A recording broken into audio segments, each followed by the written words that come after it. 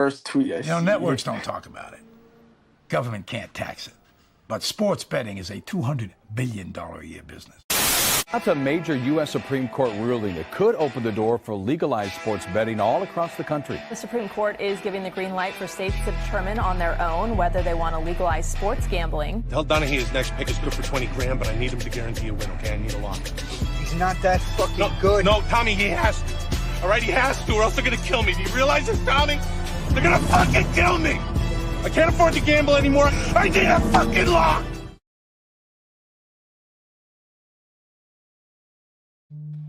Oh, we're here, and we started like 5 minutes too late because we just missed Jalen Carter spitting right on Dak Prescott as Dak goes to the corner, and they're going to get 4 shots from the goal line. Welcome in. It is another episode of Lock Talk. Jake O'Kane with you. You know the guy to my right. You can see the tag. It is Fraud, a.k.a. Propstradamu, a.k.a. my boy Isaac. Isaac, how are we doing this evening, my man? Thanks for coming on. What's up, boss? So Dak just got spit on. Well, that was wild. Dude, right as it happened, I'm like, oh, I really wish we were fucking live right now.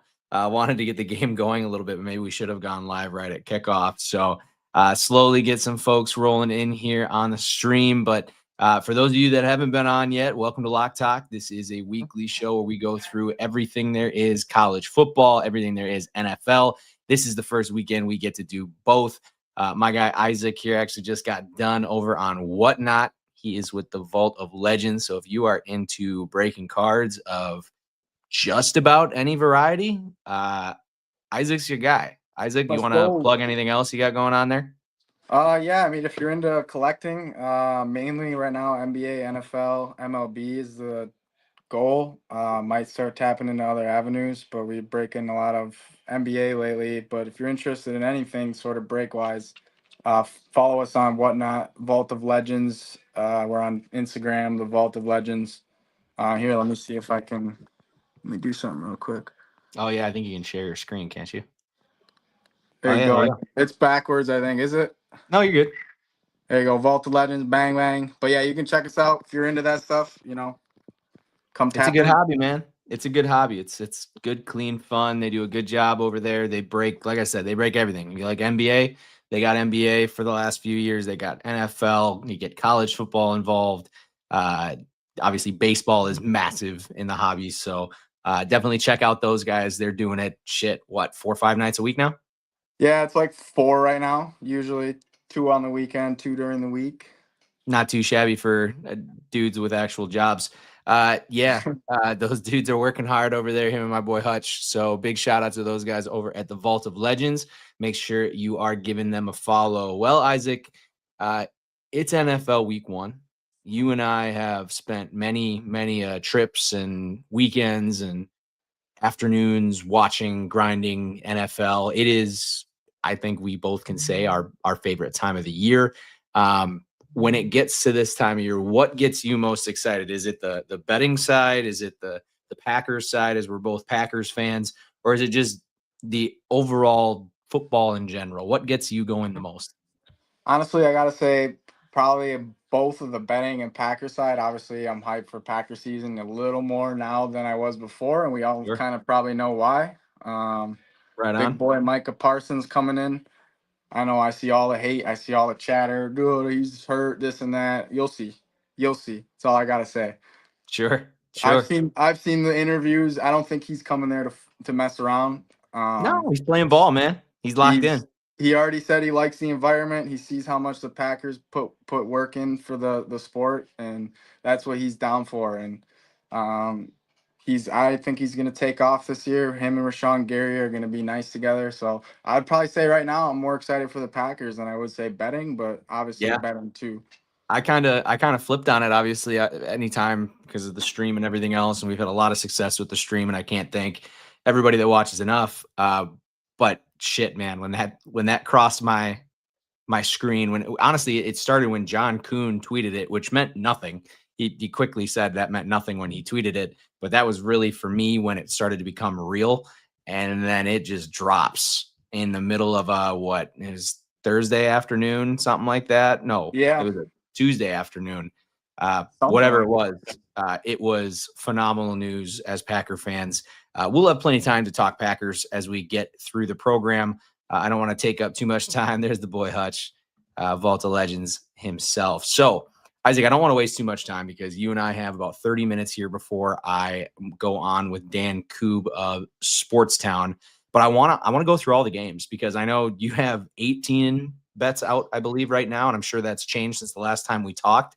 So let's just go game by game. Let's keep it to NFL, as I've got plenty of college football talk with Etoft later on.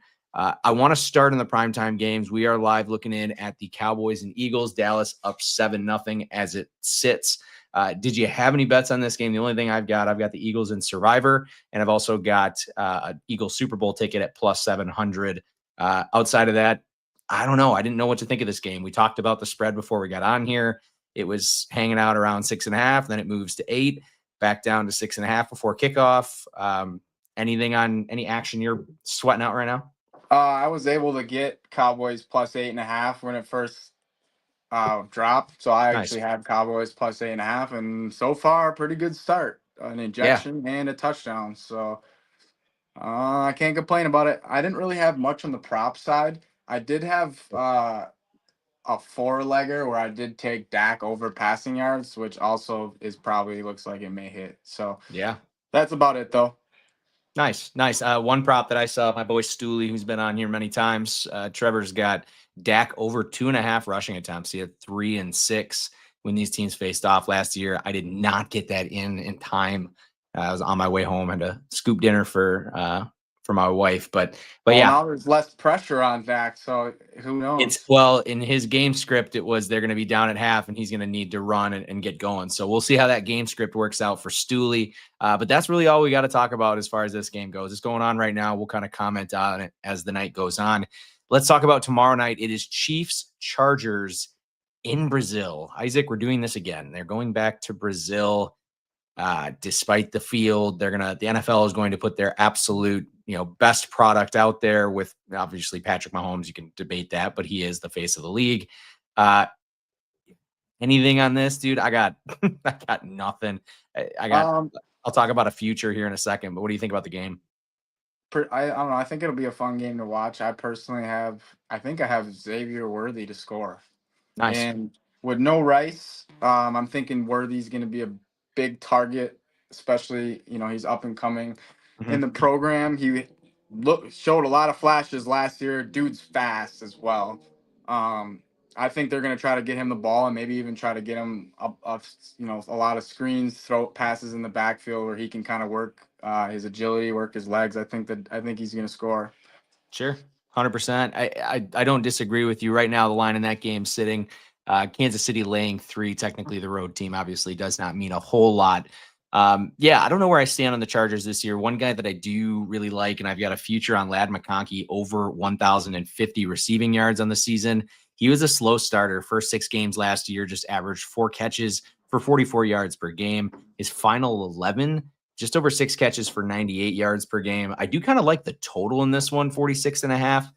Technically, I think Brazil is playing at elevation. I don't fully remember that, but regardless, weather's going to be good from everything I'm seeing. You're looking at 62 degrees, no wind, no rain, but you get a divisional matchup right off the bat. This isn't like Packers and Eagles last year. So no, I don't really have any action for the game that I was going to go on that one. Let's keep it moving. I actually have the primetime games bunched up here together. So we're going to knock those out first. Want to talk Ravens and Bills. That is going to be on Sunday night. What a treat to start the season. The favorites flipped on this one. It started out Bills being the favorite. It is now Ravens as the favorite on the road. Interesting matchup. I personally don't lean either way, but this is peak football. I mean, we're going to go from, well, we're not, but fans are going to go from Lambeau watching Dallas and Detroit. Then you get to go watch Baltimore and Buffalo. Total in that one's 50.5. What are your thoughts? I don't know, man. I think personally, this one I was looking at props. I saw a couple ones that I did like, but I was kind of staring at more touchdown side of things, and this is kind of more so of a riskier one that I didn't put too much on. I didn't know where to lean on this game, man. It's tough. It's like you said, peak football coming here. So it's always going to be a neck and neck battle usually with games like this, and betting lines and stuff like that's super hard. I did have two leg though. It was Allen touchdown rushing receiving and Derrick Henry rushing receiving. I think it paid, not 100% sure, maybe plus. You're looking at plus 100, plus minus 150. You're probably paying somewhere out in that plus 100 or plus 125 range, more than likely. But I don't hate Yeah. that. The one that stood out to me was Josh Allen, right around even money to score a touchdown. I think FanDuel's sitting even money. I know Bet Openly is sitting like plus 108. I looked at that one as well. I think you and I are kind of I think you just look at lockstep in this that. game. You look at this game, and it's like Henry. They get to the goal line, he's scoring, and then Allen, he likes to use his legs. It's crazy enough. Oh yeah. How many rushing touchdowns did he have last year? I believe it was nearly double digits if it Uh, wasn't. He might have had like 13, if I'm something. I don't know, 10, 11, somewhere in that realm. But yeah, that's more of a riskier one. Like I said, I didn't put the house on it or anything like that. Sure. But it's something to kind of just, obviously it's an interesting game, something to keep the eyes on it a little bit. Sure. Um, And as we're going to kind of talk futures and stuff like that, either of these teams, your team that's coming out of the AFC? uh, uh, I I mean, you can't see. go wrong, yes or no, right? I mean, these are two of the top three teams, I think they would say, Yeah, odds-wise. Maybe the top two. I'm probably gonna lean Bills. I don't know. It's I don't tough. disagree. That division's nutty. So yeah, it's tough, man. Lamar's got a lot to play for. Allen's got a lot to play for. They're both looking for rings. I don't know, dude. This year might be nasty with just overall NFL. I just can't believe NFL is even starting already. And Caden screaming. So if you hear guys screaming in He's the just gonna background, it's scream an off Eagles fan. and nut one out quick due to the NFL overload. As we got 3rd and goal here for the Birds, and that is a Jalen Hurts touchdown, baby. You got him for fantasy. Love seeing him run it in. All right, Birds have tied it. If you Okay, hear guys so screaming, it's the Eagles fan in the background. Just so you know. what's that? I said if you hear guys screaming, it's the Eagles fan in the background. That's Yes, Caden. that would be Caden. He is a true Eagles fan as it gets. Last one I want to talk about for prime time. It is going to be the Monday night football matchup. Vikings, yuck, currently a 1.5 favorites against the Bears. You got JJ McCarthy. I'll let you talk about the game here in a second because I think the game is gross, but I do have Caleb Williams this year over 425.5 rushing yards. He finished the year last year with 489, and it was the most uninspiring offense in football. I think with Ben Johnson, that is one thing, is you're going to get those creative design quarterback runs that he really wasn't able to do with Jared Goff. So I do like Caleb to go over 425.5. But what are we thinking on this game? Is JJ McCarthy going to be the answer for the Vikings? God, I hope not. But 43.5 point total tells me that Vegas does not expect a ton out of these offenses. Thoughts?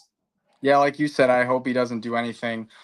Speaking of futures, I do have Justin Jefferson in a future. I Okay. took it in risk of JJ McCarthy being good, so I can read it off here real quickly. It's Justin Jefferson over 12, 15.5 receiving.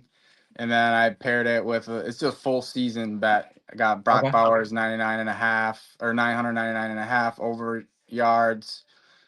Taylor 1,250, Burrow 4,200, Bijan 1,200, paired with Tyreek over 974.5. So a little bit of a Nice. future, like you were saying. But Jefferson, I did add into that one. I do have a couple other ones, but speaking of the Vikings, I think Jefferson, no matter who his quarterback is, he's gonna get his. Yeah. So He's one of the best route runners the game has seen. yeah, And I mean, it so doesn't matter. You can be dog shit. I could get him the ball if we need to. that's what I'm saying. Let's not get it twisted. He's that guy. So Yeah, 100%. No, I'm with you. If there's anybody to put your stock in, I mean, I had to take him. I say I had to. I hate drafting the middle of fantasy drafts. I don't know what your opinion is. I like being at the front, being at the back. I like drafting twice in a few picks. Just makes it a little easier for me. In the realm of low totals, none are lower than our first noon game that I want to talk about on Sunday. And I want to talk about it for a reason, because you and I definitely both have an opinion on one of these teams. It's the Pittsburgh Steelers. Oh, They yeah, are yeah. I see on it. the road at the Jets. Yeah. 3-point faves, 38.5-point total. It's our boy Aaron Rodgers suiting up for the black and gold. What do we think? What's going to happen with A-Rod in Pittsburgh? So I actually do have a couple of things on this game. I love it. Talk to me. One thing I have is DK Metcalf over 4.5 receptions. And here's why.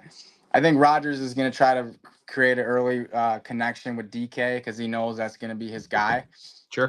First game that Rodgers had when he came back with Garrett Wilson, he targeted him like 13 times. So I'm thinking he's going to target Metcalf 10 to 15 times.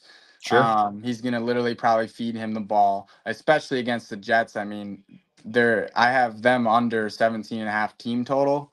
Sure. I don't know if Fields is going to be the answer there. They don't have the greatest offense. Breece Hall, there's question marks about him now. Braylon Allen might come in and be that guy soon. Who knows? But I did take a 2-leg parlay. This is just Aaron Rodgers to throw a touchdown because I feel like he's got one in him at least. Sure. You gotta hope so. And I did if not, Pittsburgh fans are gonna have a tough Monday. And then I did take Pittsburgh money line. So I think that was like plus 125, 130. I mean, so I didn't put anything crazy on it, but we gotta hold on. I don't want to cut you off. Hopefully don't get copyright infringement for this one. We got a brawl. Oh, this is gonna get chippy. It's gonna get chippy as chippy gets. All right, let me get back in there. Sorry We got guys spitting, we got fighting. Oh yeah, we got some of the white DBs from the Philly are getting their helmets ripped off. That's a hate crime.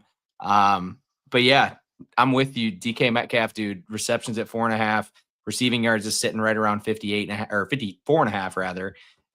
Garrett Wilson, I do feel like is really high at 58.5, but I don't know how well they're going to get the ball out.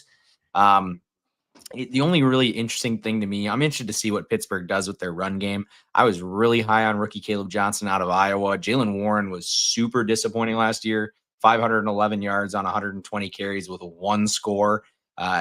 It'll be interesting. Justin Fields kind of on this little career renaissance, I guess you would say, outside of Chicago. But yeah, I don't know if I feel strong enough to do anything concerning a field goal. That's just me.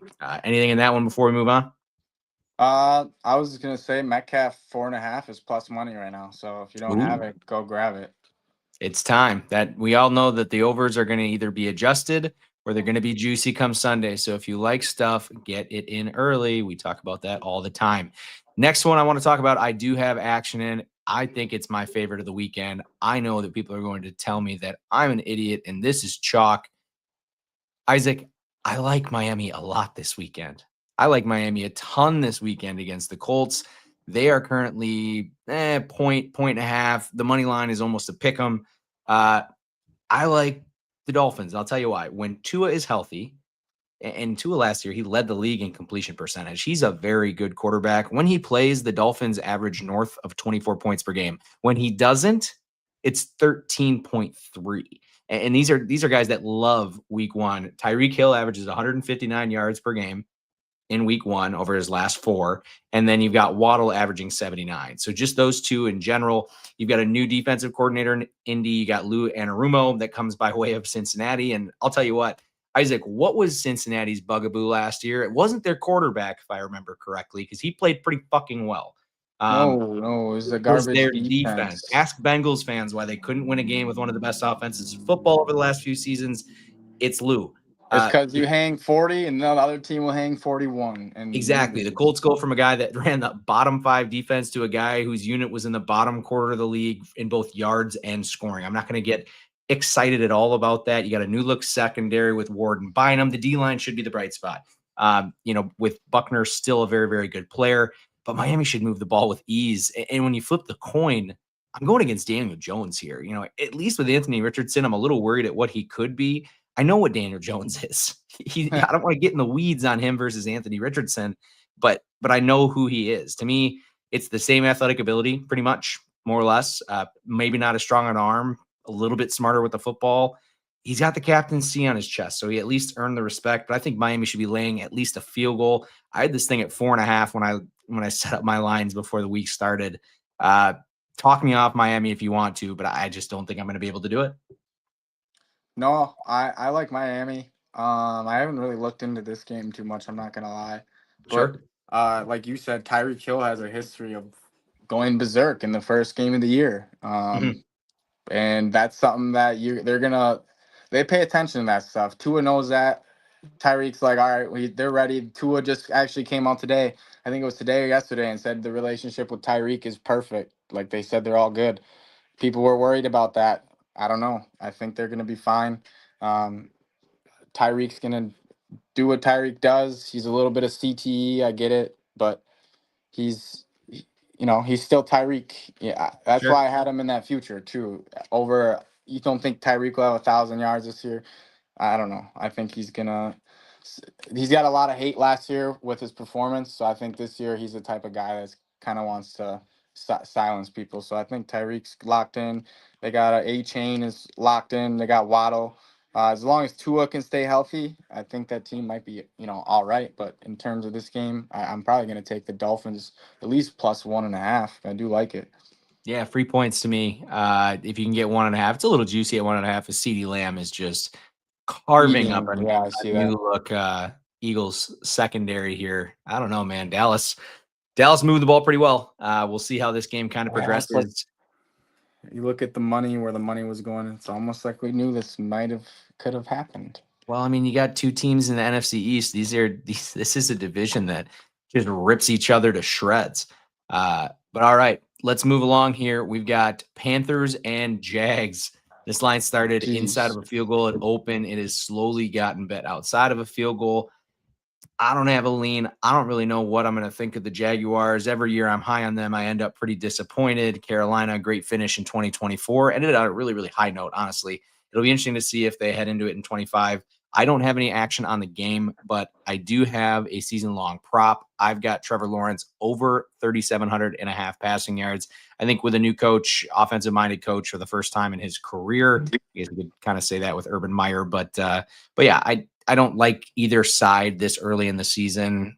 If it was inside a field goal, I'd like the Jags more, but I have nothing. What do you think? Yeah, I didn't really do much with this game. I do have a little bit of an alternate line parlay that I did run Okay. with Hubbard, Bigsby, but it includes J.K. Dobbins. But I did take Bigsby over 19.5 rushing yards. I did take Hubbard over 43.5 rushing yards, and then I added Dobbins on there over 24.5 rushing yards. Those are all alt lines. I don't know. I think both teams are going to try to see what their running back's going to do, especially the Jags, because it's kind of, what do they have, The like Jags three guys? have, dude, if you go on ESPN and look at their fantasy, I believe it's like it's 17, 18, and 19 are all Jags running backs. 1, 2, 3 in a row. I've never seen anything like it. They don't know what they're doing in the Yeah, backfield so this year. they gotta figure out who they gotta run. It's unreal. I think Bigsby showed flashes. Oh, So 100%. You look great. I'm thinking he can bust at least a run or two and get me that 20 yards for that one. Hubbard showed that he was that guy last year. He was pretty good last year. So 43.5 yards. I think the Panthers are going to try to mix it up a little bit with passing and running. And I think Hubbard's going to get a decent workload. Dude, the Cowboys are just pushing the envelope, and Yeah, Philly's D-backs just can't keep up. George Pickens drawing penalties. All right, man. I've got my next pick is actually a pair of games, so we're going to go back to back on them. Everyone in the world is going to tell you to tease this. I'm going to tell you to go on betopenly.com right there, bang. And I want you to do a money line parlay, because for a money line parlay, it's going to cost you minus 110, whereas most teasers, they just got ticked up to minus 135. I don't know if you heard about this, Isaac. If you want a 6-point teaser, it's going to cost you at most books this year. So go over on Bet Openly, bet this thing as a parlay, adjust the lines, and you just get better odds. Better odds are a lot better than anything else in the world. It's like avoiding taxes. Nobody likes to pay taxes. Why the fuck do you want to pay taxes? Avoid taxes. Avoid paying the bookie. Avoid paying the books. Bet Openly. All right, there's my little spiel. But it's a two-teamer. I've got the first one. It's Cardinals Saints. I mean, how do you bet the Saints in this situation? I was shocked when I saw the line at 6.5. I actually made it 5. I thought I was ridiculous, and it's 6.5. It actually opened at 5.5. It's gotten moved out on the Cardinals. The Saints. We talked about the Saints season-long prop bet, right? Yeah, I believe so. Okay. Yeah. Yep. So Isaac's got something we're going to talk about here in a second, but in this situation, there is no way that I see Arizona losing this game to maybe one of the worst quarterbacks in the league in Spencer Rattler. And the Saints just have a horrible, horrible roster. I get a little worried about the Cardinals just because you got a goofy group of guys when it comes to Arizona. I don't know how much I trust the coach, but it's more or less how much I hate the Saints. So anything against this game or for this game before I jump to my second leg? I do have the the Cardinals money line with the Bengals and the Broncos. Ooh, I don't hate that. Those were all teams that I looked at this week and said I could see myself, but Cincinnati, we're going to talk about here in a second. They scare me a little bit. All right, Giants Commanders. I know we talked about this a little bit because you feel the way that Erick from Etoft21 Sports does. My pick for my second leg of this was the Commanders money line. Now, Russell Wilson, definitely fadeable at face value, but do not lay the points against him. Wilson is an unprecedented 44-27 against the spread in his career as an underdog. Outside of Mahomes, he's the only quarterback that boasts those numbers with more than 30 starts. You do not want to lay the number here. And that's honestly why I'm going to be parlaying the money line. Russ has gone 23-32 straight up as a starter since 2021. He's 7-16 straight up as a dog. We watched the Steelers lose their last 5 as underdogs to close out 2024. I don't think Russ has that much left in the tank. To me, this was a panic move by Dable and Shane to get a guy in the building that could maybe save their jobs. I don't think Russell Wilson's the guy. So any thoughts on that one before we keep it rolling in the noon slate? We're about to roll on to the late slate. We only got a couple games here to talk about. I actually have Giants +6 in that one. Oh, yes, you did. You did take the Giants in the points. I like that. For your exact reasoning. Basically, Russell Wilson, he's really good against the spread, and obviously he's, like you said, he's slowing down, but I still think he has a little bit of gas in the tank, and I think he's going to come out and try to prove something. Not sure they're going to win the game, but I'm taking the points. I don't hate it. I don't hate it. Let's talk a few quick before we move right along. I want to talk Raiders Patriots just because I've got a few futures in this one. Interesting game line, actually. I thought that the Raiders and the points here was a little bit of a cheeky bet, but I just can't quite get there. I've got Ashton Genty over 1,050 rushing yards, and the reason that it's Pete Carroll's kind of guy, but Chip Kelly does it for me. Chip Kelly, when he broke onto the scene in 2013 with the Eagles, they had the #1 rushing attack in the league. Shady McCoy rushed for 1,600 yards. He led the league. He continued to do that. I believe they had the 5th best the next season. A couple of seasons right around that 10-15 range. But then he goes in this random season with San Francisco, and boom, he's right back to 2nd. He's got Carlos Hyde almost at 1,000 yards. So I like Genty. The other reason, I like Brock Bowers over 1,000.5. Obviously, people are going to expect regression for Bowers. Again, I look at what Chip Kelly did in Philly. He had Brent Selleck and Zach Ertz combining for 1,000 yards all 3 years in Philadelphia. So I do think those are the two ones here. I'm going a little quicker here, Isaac, so stop me if you want to. Late slate, 49ers, Seahawks, anything for you there? 49ers, Seahawks. Whew. Let me check. No, it doesn't look like I did have anything. Neither did I. Titans, Broncos. Are we fading the rookie? What are we thinking here? I'm under 5.5 wins this year for the Titans. It's always tough from the rookie year. He might be good, but is the defense going to be good? Is every other aspect of the team going to be good? Yeah, he can be good, but does that mean the team's going to be good? So I agree with you on that under, and I also have the Broncos to win here. And I also do have, I think I have something slight. Where'd it go? Maybe I don't. Oh, I just have Broncos money line basically. So for Perfect. that 3-leg parlay. Right on. Right on. All right, so I'm going to save one of my last plays for when I talk to Koob here in a little bit. But before you get out of here, we got to talk Packers, my friend. The Packers have flipped. Well, they didn't really flip. They opened as favorites. Now they're up to 2 points.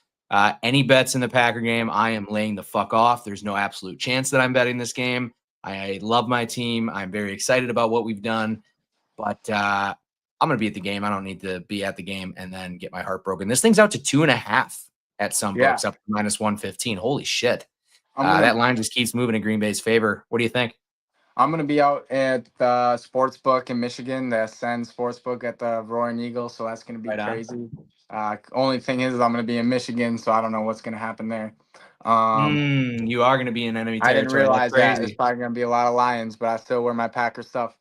You wear it with pride? I do have a little 2-leg prop bet I made here. It was Gibbs alt line over 69.5 rushing and receiving yards. Gibbs is gonna give. He does what he does, and he's hit. I believe I just saw he's hit 70 rushing and receiving yards of 18 out of his last 18 games, or like 17 out of his last 17 games. So I'm following a trend on this one. Alt line, his line is at like 90.5 or something, his regular line. So 69.5 is a big discount. And then I got Romeo Dobbs over 2.5 receptions. Nice. Which was not an alt line. That was actually, I think that's actually what his line is. That's his line. No, he absolutely is. It's a one that I'm looking at too. It is like I worry what their future plans are with him. Yeah. So I feel like they might try to get Dobbs involved a little bit to kind of see what he can do, work him around in the lineup. 3 catches. I mean, you catch a screen and two passes down the middle or something. You got the best hands on the team. There's no doubt. So I mean, you trust him. So no, man, I appreciate it. Thanks for stopping in. It's crazy. We've been doing this for a few years. Just to give you a little update, I don't even know if you can see it on your dashboard. We've had 7,300 live viewers. For those of you that don't know, Isaac and I did this a lot when we had maybe 10. So this rocks. So I appreciate you coming on, man. Keep doing your thing with the breaks. Everybody check them out at Vault of Legends over on Whatnot. We're breaking MLB, NFL, college football, college basketball. He's going to start breaking Star Wars for me. Big shout out to both my new helmets in the background. SpongeBob might get involved. You never know with this. You never know with the hobby. Yeah, but no, I appreciate it, man. Vault of Legends on Whatnot, the Vault of Legends on Instagram. Appreciate it, guys. Good luck this weekend with the bets you placing. Hit big. Let's get it. Let's get it. All right, man. That was our boy Fraud, aka Propstradamu, aka Isaac, heading out of there. And next, a man that I believe it's been 2 years since he's graced these airwaves. Originally with me and Joey in our first season. Ba-bang. It is Dan Koob, one of my favorites, now from Sportstown. Dan, how we doing, man? Good, brother. What's up? How are you? Thanks for having me back. It's been a minute, but, cats live 9 lives. I feel like I'm on like my 5th career here with Sportstown, but, previously was a director of content at a sports betting factory myself. Love the pack this year. Love your pack this year. Healthy Jordan Love, healthy Josh Jacobs, and obviously the defense was already ascending, and now you've got Micah Parsons. So big fan of what you guys got cooking up there. Yeah, everything headed in the right direction, but as I told Isaac, I'm not touching the game this Sunday because I've watched this before. Yeah. I'm not going to get hurt while I'm sitting there watching it. But you talked about it, man. You've lived a lot of different lives, and I was going to tweet it. Unfortunately, 180 characters. I can only jam so much in the real tweet. And a lot of our folks kind of watch up here in the Fox Valley area is kind of where we've taken off. And Dan actually has a connection to the Fox Valley. Back when I was in high school, Dan was up at NBC 26 back in like 2015. Yeah, 2012 to 2015. I was you revived the sporting, like the sports program. There was no sports department at NBC 26. Insane. So I went up there, restarted the sports department, and then Larry McCarron came in the year after that. So Larry and I, he's like my TV grandfather, Larry McCarron. And we restarted the sports department at 26. I lived in the Fox Valley. I lived in De Pere, and I lived in downtown Green Bay for like 3 years. Absolutely loved it. Sure. But then I was driving home from work one night at like midnight, and I saw on a marquee it was -45 degrees. And I was like, you know what? I think Probably it's not time for to you. head. I think it's time to head back to Philly. So that's what we did. But having said that, I love Green Bay. I love the area, and I will tell you, we are trying very hard to take Sportstown, the search for America's best sports city, on the road to a Packers game. Would love that. I'll tell you right now, like we've already talked to the NFL, we've already talked to the city. Wheels are in motion, that's for sure. Well, if you need somebody that can hook you up with tickets, I do know a guy that has almost 10 tickets per home game, so I could definitely help you out with that if needed. Sounds So good. you don't get gouged by these, dude. The tickets for this Sunday's game are going for like $400 a pop. It's insane. Not surprising. Not surprising. No. I myself, an Eagles fan, right? So tonight's banner night. Of course. I'm sure you've seen Jalen Carter. Crazy. Tossed. It started stream. We started stream with that. We were literally about to kick it off. It happened. So we were 3 minutes late to the party, but just spit right on his chest. What a start. What a start to the year. And their presumed fullback looks like he tore his ACL in the same play. Tore his ACL in the same play. Great start to the Super Bowl defense. But I got an Eagles ticket. Ugh. There you go. Well, we actually work on the show directly with the NFL. So nice. Probably don't need any tickets. Going to get those credentials. But we're going to be in there. Roll out the barrel. If you need a tailgate, I got a real Green Bay tailgate that we run very often. So that we can help with. Yeah, that we do. That we do. Well, yeah. So as Dan was just mentioning, last time we spoke, I believe you were Sports Trade. Was that right? Sports Trade. Then? Sports Trade back they're then. They're now in 5 states. Wisconsin, obviously, not one of them. Still trying, I'm sure. But Wisconsin legislation makes nothing easy. But now Dan has gone to, in my opinion, a much more entertaining route. Sportstown. Talk about Sportstown. This has been. It was one of those things that there were teasers galore. I waited, just pins and needles for this thing to drop. And you guys dropped a Netflix production style sports show with what, 4 guys? Yeah, that's it. That's insane. Talk more about Sportstown, how that started, who you're working with, and more about it. Yeah, and I appreciate the time, man. Sportstown is truly the search for America's best sports city, bar none. So it's a travel sports show that's made with myself and 3 of my friends from college. We've had this idea since we were at Temple. I'm going to date myself here. Back in 2011, 2010, we've always had this idea, and we just didn't have the time or the resources or, frankly, the experience to make something that was Netflix quality. And then I was laid off at Sport Trade in November of 2023 and decided, you know what, like we've always believed in this idea. The 4 of us, myself, Patrick, Rudy, and Rob.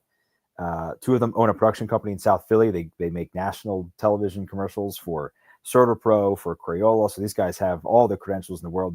They've been nominated for like 25 Emmys. It shows. They're just good friends of mine. It shows. Good. Yeah, it's pretty incredible. So check it out. I can drop here. I'll put in the. I don't know if I have access to the chat, but if you you do private chat, drop it in there, and I can put it at the. I can sure. So it's just sportstownshow.com. Yeah. And basically it's free.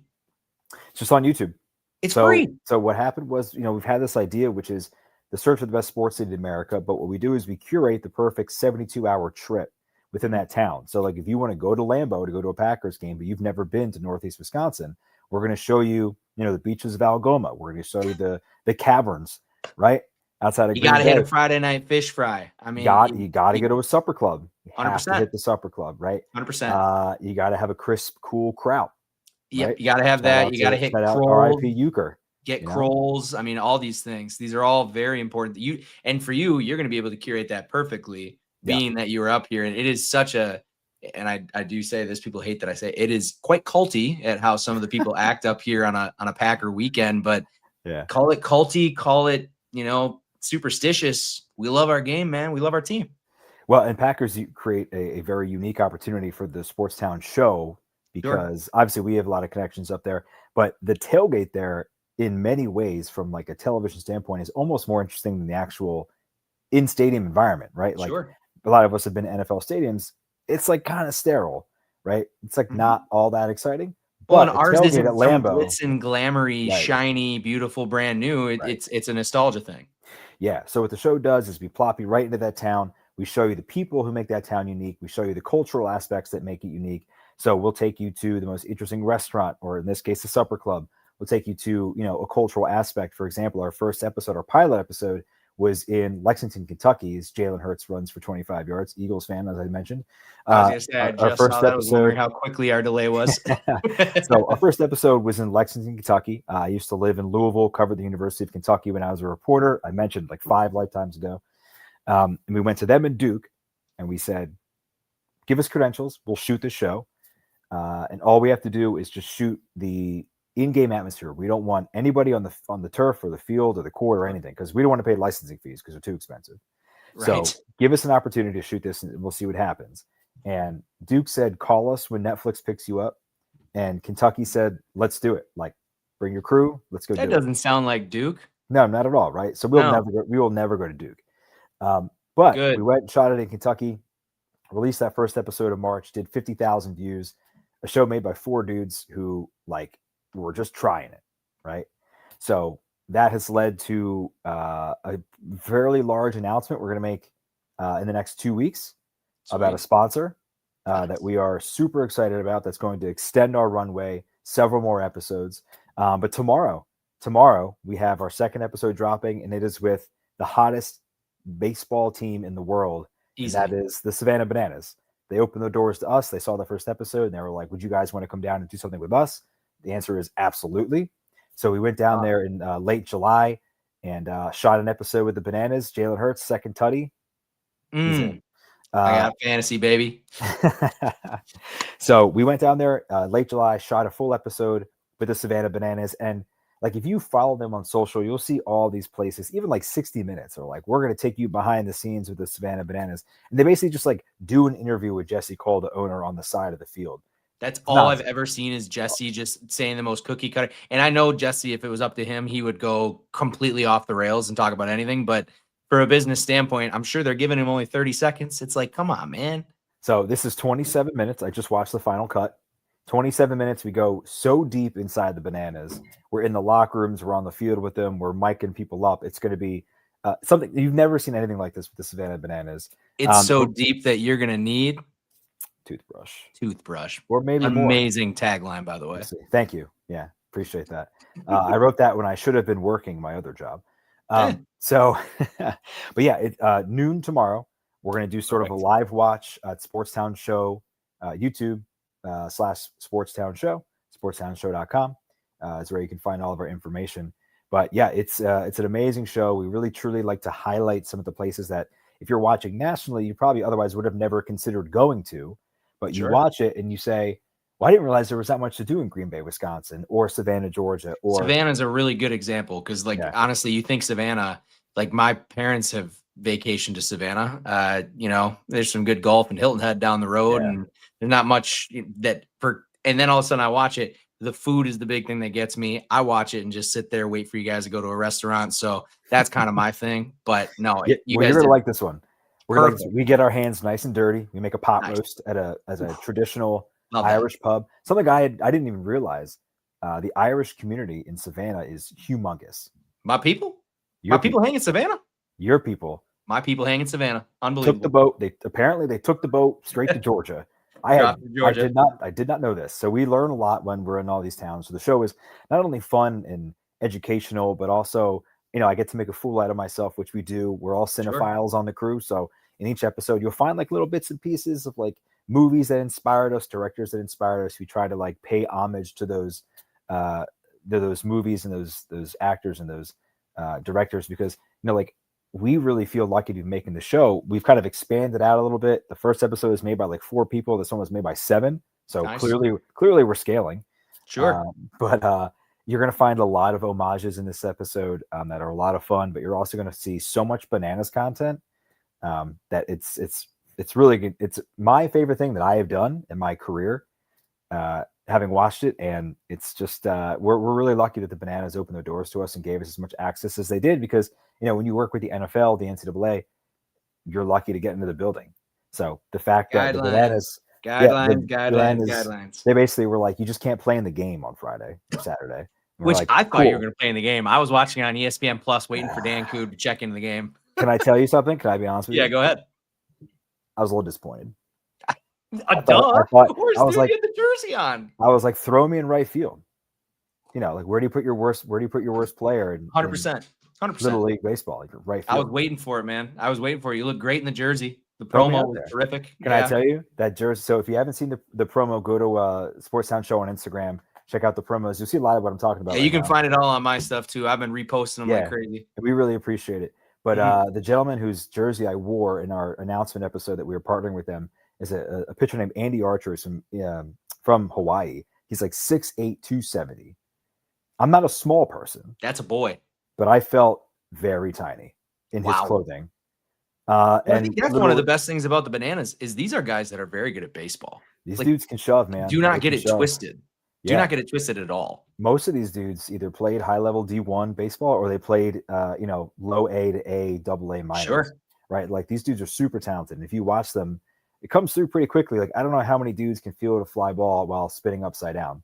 You know what I mean? Like the backflip catches and shit. No idea how that works. I don't know how many dudes can, play short or second and on a double play, flip it between their legs to first base on a rope to get a runner, So like, and that's the thing is the players are trying to get on base. It's not like it's a banana ball. So obviously banana ball is getting it's a very polarizing thing this whole summer. And I love that you guys are going to be able to shed a little bit of, I think, more personal light on it because a lot of guys my age is the problem. They think it's corny. They think it's, it's TikTok guys our age, blah, blah, blah. When you really realize it. So like Jackson, one of their top guys. Kyle Jackson. Yep. Kyle Jackson. So I followed him on Instagram for a long time before he was even on the Bananas, before when he was playing ball. And like, you watch them kind of progress, and it's such a great opportunity for these guys to make money and still get to play baseball, still get to be entertaining.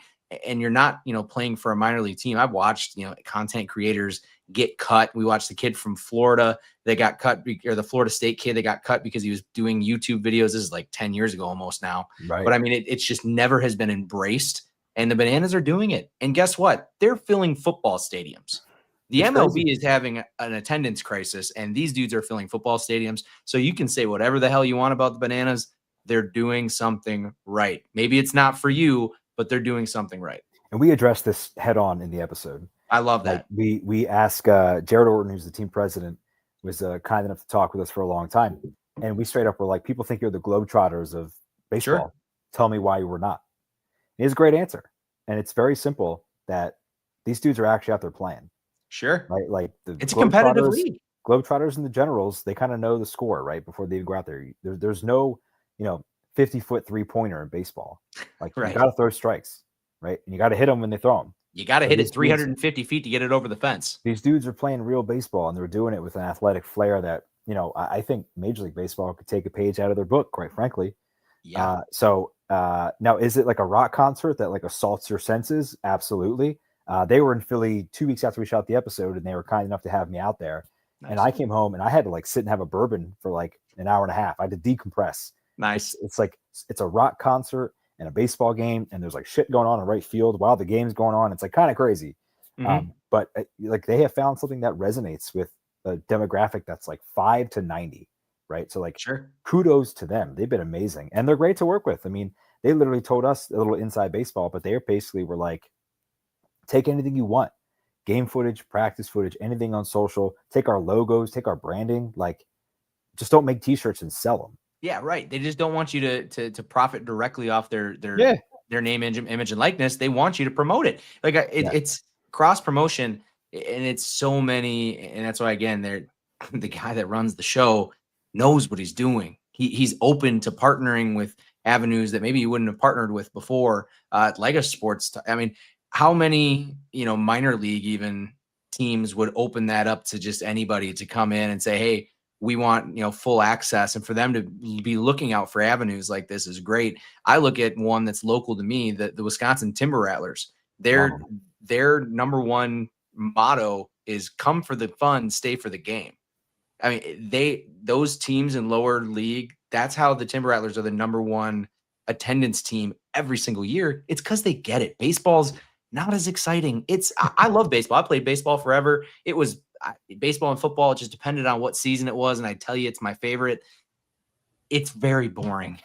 at its core, and they're doing whatever they can to speed it up with pitch clock and everything. Yeah. But what the Bananas are doing shouldn't be fought. It should be raised up. I think it's a really, really good thing for the sport. It's refreshing. So it's boring to play baseball. Mm-hmm. I played baseball until I was like 22. Yeah. Yeah, like it's boring. 100%. Like it is what it is. Anyone that tells you it's not is just a liar, and they have their pride hurts. Yeah. But so check that out. Sportstown show. Sportstown is the name of the show. Again, it's going to drop tomorrow at noon. We're going to do a little bit of a live watch with folks. We'll be in the chat. We'll be talking to you guys, giving you some behind the scene looks on like how things were made and what's coming next. We've got a teaser at the end of the episode. It teases our third episode, which is coming hot and heavy right before the baseball playoffs. So despite the fact that we just kind of shit on baseball. Turnaround. Love that. You're telling me. Yeah. So despite the fact that we just kind of shit on baseball, our third episode is going to be about baseball. And I will tell you that this team's going to be in the playoffs and they're hoping to make some noise. So we're really excited to have partnered with our first Major League Baseball. It was a huge part of making this episode, our third one after the Bananas. So we're just hoping to keep building, man. The whole thing is like a domino stack. Kentucky said yes. That opened the door to the Bananas, which opened the door to Major League Baseball, which is going to open the door to even more stuff for us. So we're just going to keep grinding. We're just going to try to keep making this thing that we love to make. And then, hopefully we'll look up and maybe you'll find the show on Netflix or Amazon Prime or something like that, after we're through this first sponsorship run. But, we're just kind of taking it day by day, yard by yard, and just kind of, to borrow a Mike McCarthy quote, stack success. There you go. To do. That's 100% right. When you guys are bootstrapping this thing, I mean, it's not like you guys got this crazy angel investor that gave you guys $100,000 and said, go make yourself a high production show. No, these are, unless you know somebody, like, I don't know how well the Twitch stream does, but like, if you want to, that's totally cool. I haven't got there yet. I'll let you know when my angel investors are hitting me up for TV shows. Yeah. And you'll see it. Like if you or anybody watching goes and watches it right now, you'll see like, you'll watch this and be like, there's no way 4 people made this.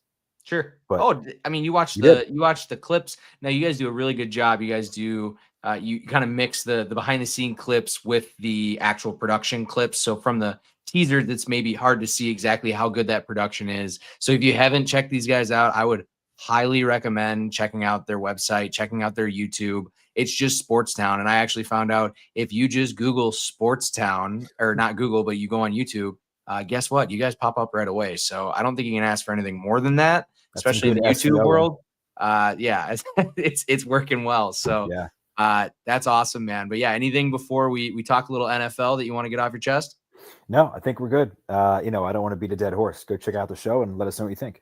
Right on. Well, Dan, you do have quite the NFL background. You have covered a few teams. Your team is the reigning Super Bowl champs. It is NFL Week 1, by the way.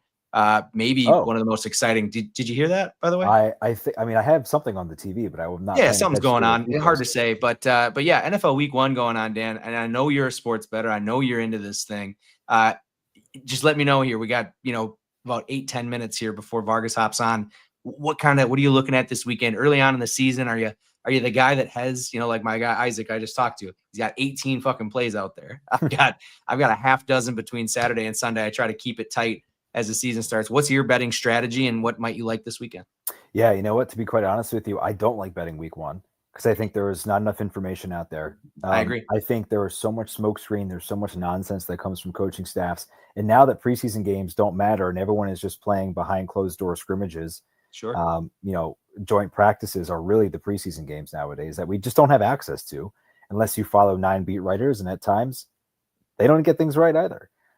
So I'm not a huge fan of Week 1, again, just purely because to me, we just don't have information on rotations, on backfields, on anything like that. And even on guys' health.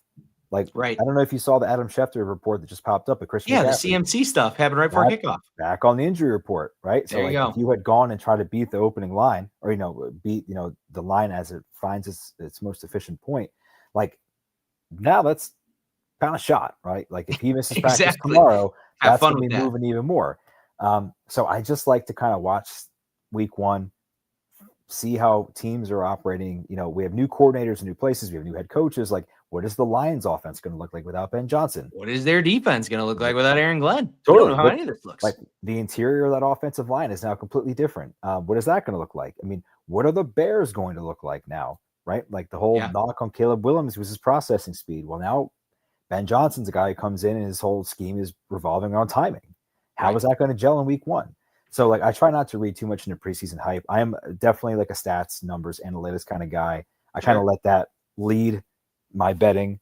And absent any statistics that are relevant to me, I sit it out and I just don't do it. Now, like, if I come into a season thinking, you know, the Bills, Ravens, Eagles, within reason, stand a chance to be there in late January, then I think you can look at some of the futures markets to see what kind of value exists on a AFC, NFC champion, Super Bowl kind of thing. But from a week-to-week perspective, I lay off, man. No, I don't hate that. So I talked about it in college football. I caught some heat. People were not. You don't have to bet. Like, I know that goes against the grain, right? Like, unfortunately, when you have a betting stream, apparently you do. Because look, I totally get it. We had some people on my ass. Now the thing is like I'm a 1 unit equals $100 better. So I mean, it's not like I'm out here betting $10 a game. I am investing in what I'm betting. I'm not trying to do it to just piss my money away. If I did that, I'd go play the slots at the bar. But another thing, if you guys come to Wisconsin, you guys need to feature is how much gambling happens at our bars. But anyways, gambling and then like flip cup at very casual parties. It's my favorite aspect of living in Wisconsin. Dude, my wife went to a brewery in Oshkosh, so just south of where you live there, and it was just a random Saturday afternoon a couple weeks ago, and it was a sour beer tasting festival thing. Yeah, they were all just playing flip cup. I'm like, okay, I guess. We're 29 years old, but sure, I guess. One of my first nights in Wisconsin, I moved there when I was 22. I did go to perfect time to move downtown Green Bay. I went to a house party and folks were playing flip cup, and I was like, I got like 2 games in me. Then I got to drive home, and they were like, we're all driving home. What are you I was gonna say that. And I was like, okay.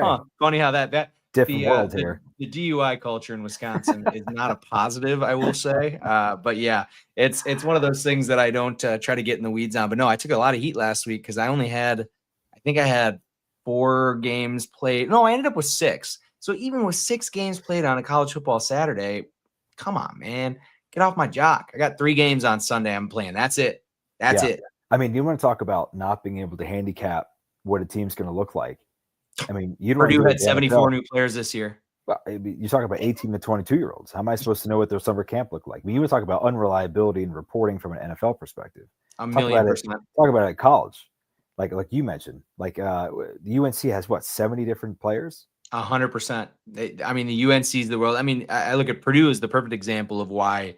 That's the one that I gave of why betting college football this early is goofy. 73 new players on the roster. Barry Odom takes over from UNLV.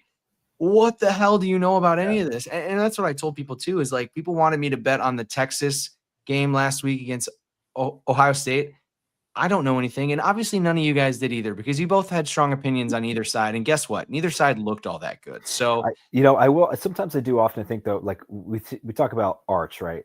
Sure. Guy who's had a handful of meaningful snaps in the NFL or in college, right? Mm-hmm. Goes into the shoe, first real exposure to big, maybe the worst first exposure moment you could have. So like, first game of the year. So is it surprising that no, their offense couldn't move the ball against an Ohio State defense that's probably like top 3 in the country? Like, probably not. Like, do we overthink this stuff? Probably. 100%. In some ways, when you're approaching the best situation, Gino from Bet Openly came on my show last week and he said, I'm not overthinking this shit. I'm betting the first half under. Like these teams are not going to come out swinging. Smart. I mean, and that would have worked in so many different scenarios. Almost every single game. LSU Clemson, same thing. Now, like same thing. Gus Meyer, Gus Meyer is a fucking awesome nickname. I know. I just totally just took his first name and his. That works so well. Garrett Nussmeier. It was like dealing, and it's a 17-10 game. Yeah. Like, it's just early. The kids are young. These environments are insane. Like, I think you really have to factor that in when you're handicapping, some of these early season college ball games. It's a completely different animal from NFL, where we're just at a void of information. Like, you got to put yourself in the shoes of these 18-year-olds, right? When you're thinking about college ball. 100%. No, I totally agree. It's a really hard thing. And I kind of joke on every single time at the beginning of the year. I joke on people that feel super strongly one way or another on any game during week 1 or week 0, even week 2. I bet 1 unit at most. I never go over that really for the first couple weeks of the season. But yeah, we have similar strategies on that, even though they might not be the most popular strategies in the world. But Dan Koob, ladies and gentlemen, tomorrow, noon Eastern? Yeah, so 11 Central. 11 Central, 11 our time. It is a new episode of Sportstown, partnered with the Savannah Bananas. You will not see Dan Koob take a few hacks in the box, unfortunately, but you will get to see, what is it? They get so deep that you need a toothbrush. You're going to have to brush those chompers after you watch this one. Now, I'm not going to be in the cage, but I will be on the field. So you'll see me try some trick fielding. Love that. Second baseman Dalton Malden. Great guy. Very cool. Very cool. Love that. Well, Dan, I appreciate you coming on, man. Might have to get you on later on in the season. Once we see some more of these sports towns drop, make sure you follow him on all socials. Dan, where it's Sportstown Koob now, pretty much everywhere across the board? There you go. Perfect. Awesome, man. Well, I appreciate you. Girl Data 2, by the way. Big shout out. So hopefully that's going well. I can hear my son screaming his head off upstairs. So shout out to his mother for giving me these 2 hours to talk nonsense with all my buddies. But yeah, man, we're team no sleep over here too. Oh, so I get that. I get that. We'll talk to you a little bit, man. Good luck with tomorrow. Make sure everybody get on there, repost. We're over 9,000 viewers, man. Go watch Sportstown. Go watch Sportstown. Yeah, really appreciate it. And happy betting, everybody. Happy betting. We'll talk to you later, Dan. All right. That was Dan Koob of Sportstown. Now for the next, 15, 20, 30 minutes, I got some shenanigans built in with the man that knows shenanigans better than just about anyone I do. He's got his mic muted right now, so I don't even. There he is, Taco Man. Talk to me, Taco Man. How we feeling? It's a beautiful day to be a gangster. It's so beautiful, isn't it? We are back. Easy enough said. Couldn't be more back. Well, you texted me earlier in the day. You had me down a little bit, brother. I'm not gonna lie to you. You had me down in the dumps. You told me you're having a really hard time seeing the board, and then you proceeded to text me, I believe, 9 plays. That board just started to come clearly to you, huh? It was 5. But yeah, even though I was listening into the last conversation with you and Dan, Sportstown, I'll tell you this right now. Don't miss the exit on Sportstown, because 2 more exits come town, and let me tell you, you're going to need to bring galoshes, all right? So avoid that. Go to Sportstown. Watch the view, all right? Do not take 2 exits later. Made that mistake once, did not. Had to return the shoes. You're going to have Stavros all up in your hair. You don't need Stavi doing that. No. But, yeah, the board magically lit up. It's amazing what you can do, what you see, I should say, once you really get to know something. And I feel week 1, we're getting to know her. We're getting to know that board. I love that. Well, you started it with an interesting one let me get back here. So let me see. And you're starting on Friday night. You got Justin Herbert. You got Justin Herbert in Brazil. Where did you land on Justin Herbert? Justin Herbert, the man who can almost do anything if you put him in hypothetical situations. We're going to go and believe in this guy. Over 20.5 passing attempts. Completions. Yes, excuse me. Sorry, I was looking at the wrong one. 20.5 completions. Correct. You want to know a fun fact? That line's already ticked up a whole completion since you bet it. No way. It is. I haven't been able to check.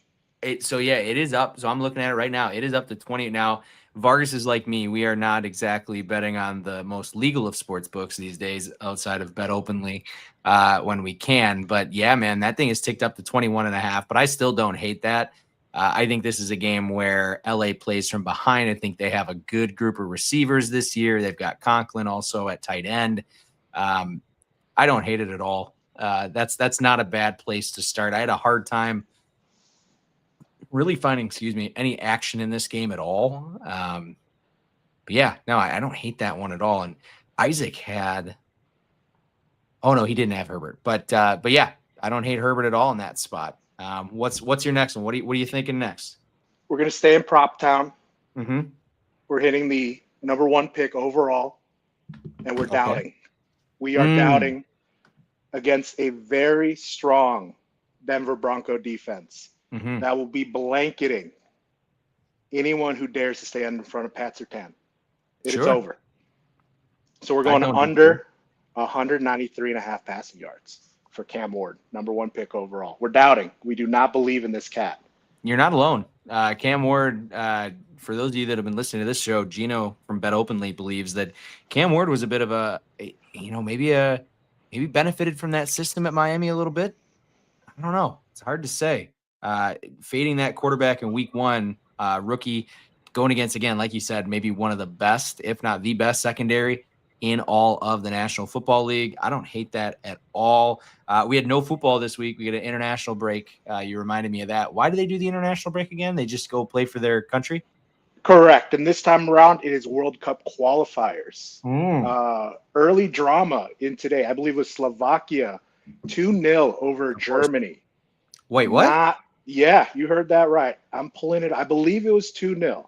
At one point, it was 2-0 over Germany today. Yep. World Cup qualifying group stage action. So it's not over for Germany. However, so equate that to me in terms of an SEC school. What does this loss equal in SEC terms? I mean, you could argue Vanderbilt, Alabama. Especially now, considering Germany is not at the level they should be playing at in the world stage. But you can also argue the whole world's gotten a lot better. But I would put that argue right that the rest there. of college football has gotten a lot better. Right there. At Vanderbilt, Alabama. This should not happen. I think you smoked that comparison. Slovakia, man. Hey, look out for them. So then World Cup is the U.S., right? Yep, that will be in 26. So this has helped determining the qualifiers who will round out the field, kind of. If I believe I'm missing. So and then U.S. Do we play this weekend or no? I don't believe so. But I didn't see us playing. We get in automatically being the host, right? Correct. So do we have to play these games, or is there any reason we play these games for seeding, or what's the deal? You wouldn't play against European teams, that's for sure. I do not believe CONCACAF, yes, is not doing it this time around, because I think they did it over the spring. I'm not 100% sure, but it's right now just the Europeans and then also South America CONMEBOL. Okay. So, nice. Yeah. Nice. Yeah, Vargas is going to be popping in.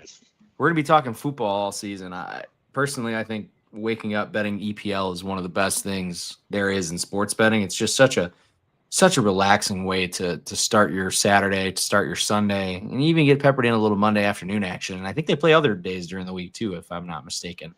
They'll play on days that you don't even expect them to be playing. And the best part is it's not just always picking teams straight up. The props, the betting, who can score a goal, total corners. It can get real degenerate. Corners is a fucking blast. If you can get into corners and find the right information on it and start betting some lower level soccer, I think that's where the real money's at. But I don't have the mental fortitude to do that, nor the bankroll.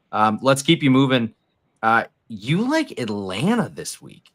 Atlanta plus 1.5. I'm shocked. You are the first one I've seen betting Atlanta, and I don't hate it. You got a divisional team that beat them twice last year. And they are an underdog at home against a divisional opponent with a new coordinator. Now, I love the HC. Todd is Todd Bowen. Yep. Bowman. Yes. Love him. Right. But I really did believe in that Liam Cohen offense. I'm not a big fan of who stepped in, and it's week 1. right? So you gotta take some shots, right? It's not always chalky week one. That's where I'm at on that one. It feeds in actually to my next two. And I'm going to preface it by I'm giving a shout out to the Twitter account Locks and Cash. Interesting statistic. Over the last 10 years, week one has been as simple as just betting divisional underdogs, right? But they elevate when we're looking at home divisional underdogs. In the last 10 years, 24-7 against the spread. Now there's 8 total matches that fit that criteria, right? Now I'm going to let you guys do the homework, but I gave you the answers. All right. Shout out to the boys over there. I like that. That is some Lock and Cash. That's an interesting statistic. And when you think about it, it makes sense. It makes 100% sense. Yeah, it makes a lot of sense. You know who's on that other sideline. You're right. You're not playing a new division. You're not playing other conference. You're playing someone you play regularly twice a year. Well, and I'll talk about it. Dan and I, we just talked about how hard it is to bet early on in the season. I do think if you're betting NFL divisional, I think it is a little bit easier, maybe a little bit not easier, but maybe safer. Because, we're looking at it right now. Philly and Dallas, even with Dallas losing their best defensive player, are in a fucking slugfest. This is a blast. This is a terrific way to start the season. We're going to get to halftime here in a minute. But this is great. And this is another playoff, or not playoff team. Well, Tampa's a playoff team. The Falcons believe they can be a playoff team. But Tampa also hasn't seen Michael Penix yet. I also think you have a little bit of benefit there. They don't have tape with Michael Penix against their defense. If it was Kirk Cousins, they've got 2 games of that kind of film. So I'll be really interested to see how that game goes. So I don't hate where you're at. I'm not on board with you per se, but I do see the vision. What's your next one? Next one fits same criteria. Seahawks 49ers. Taking the Seahawks +1.5 at home.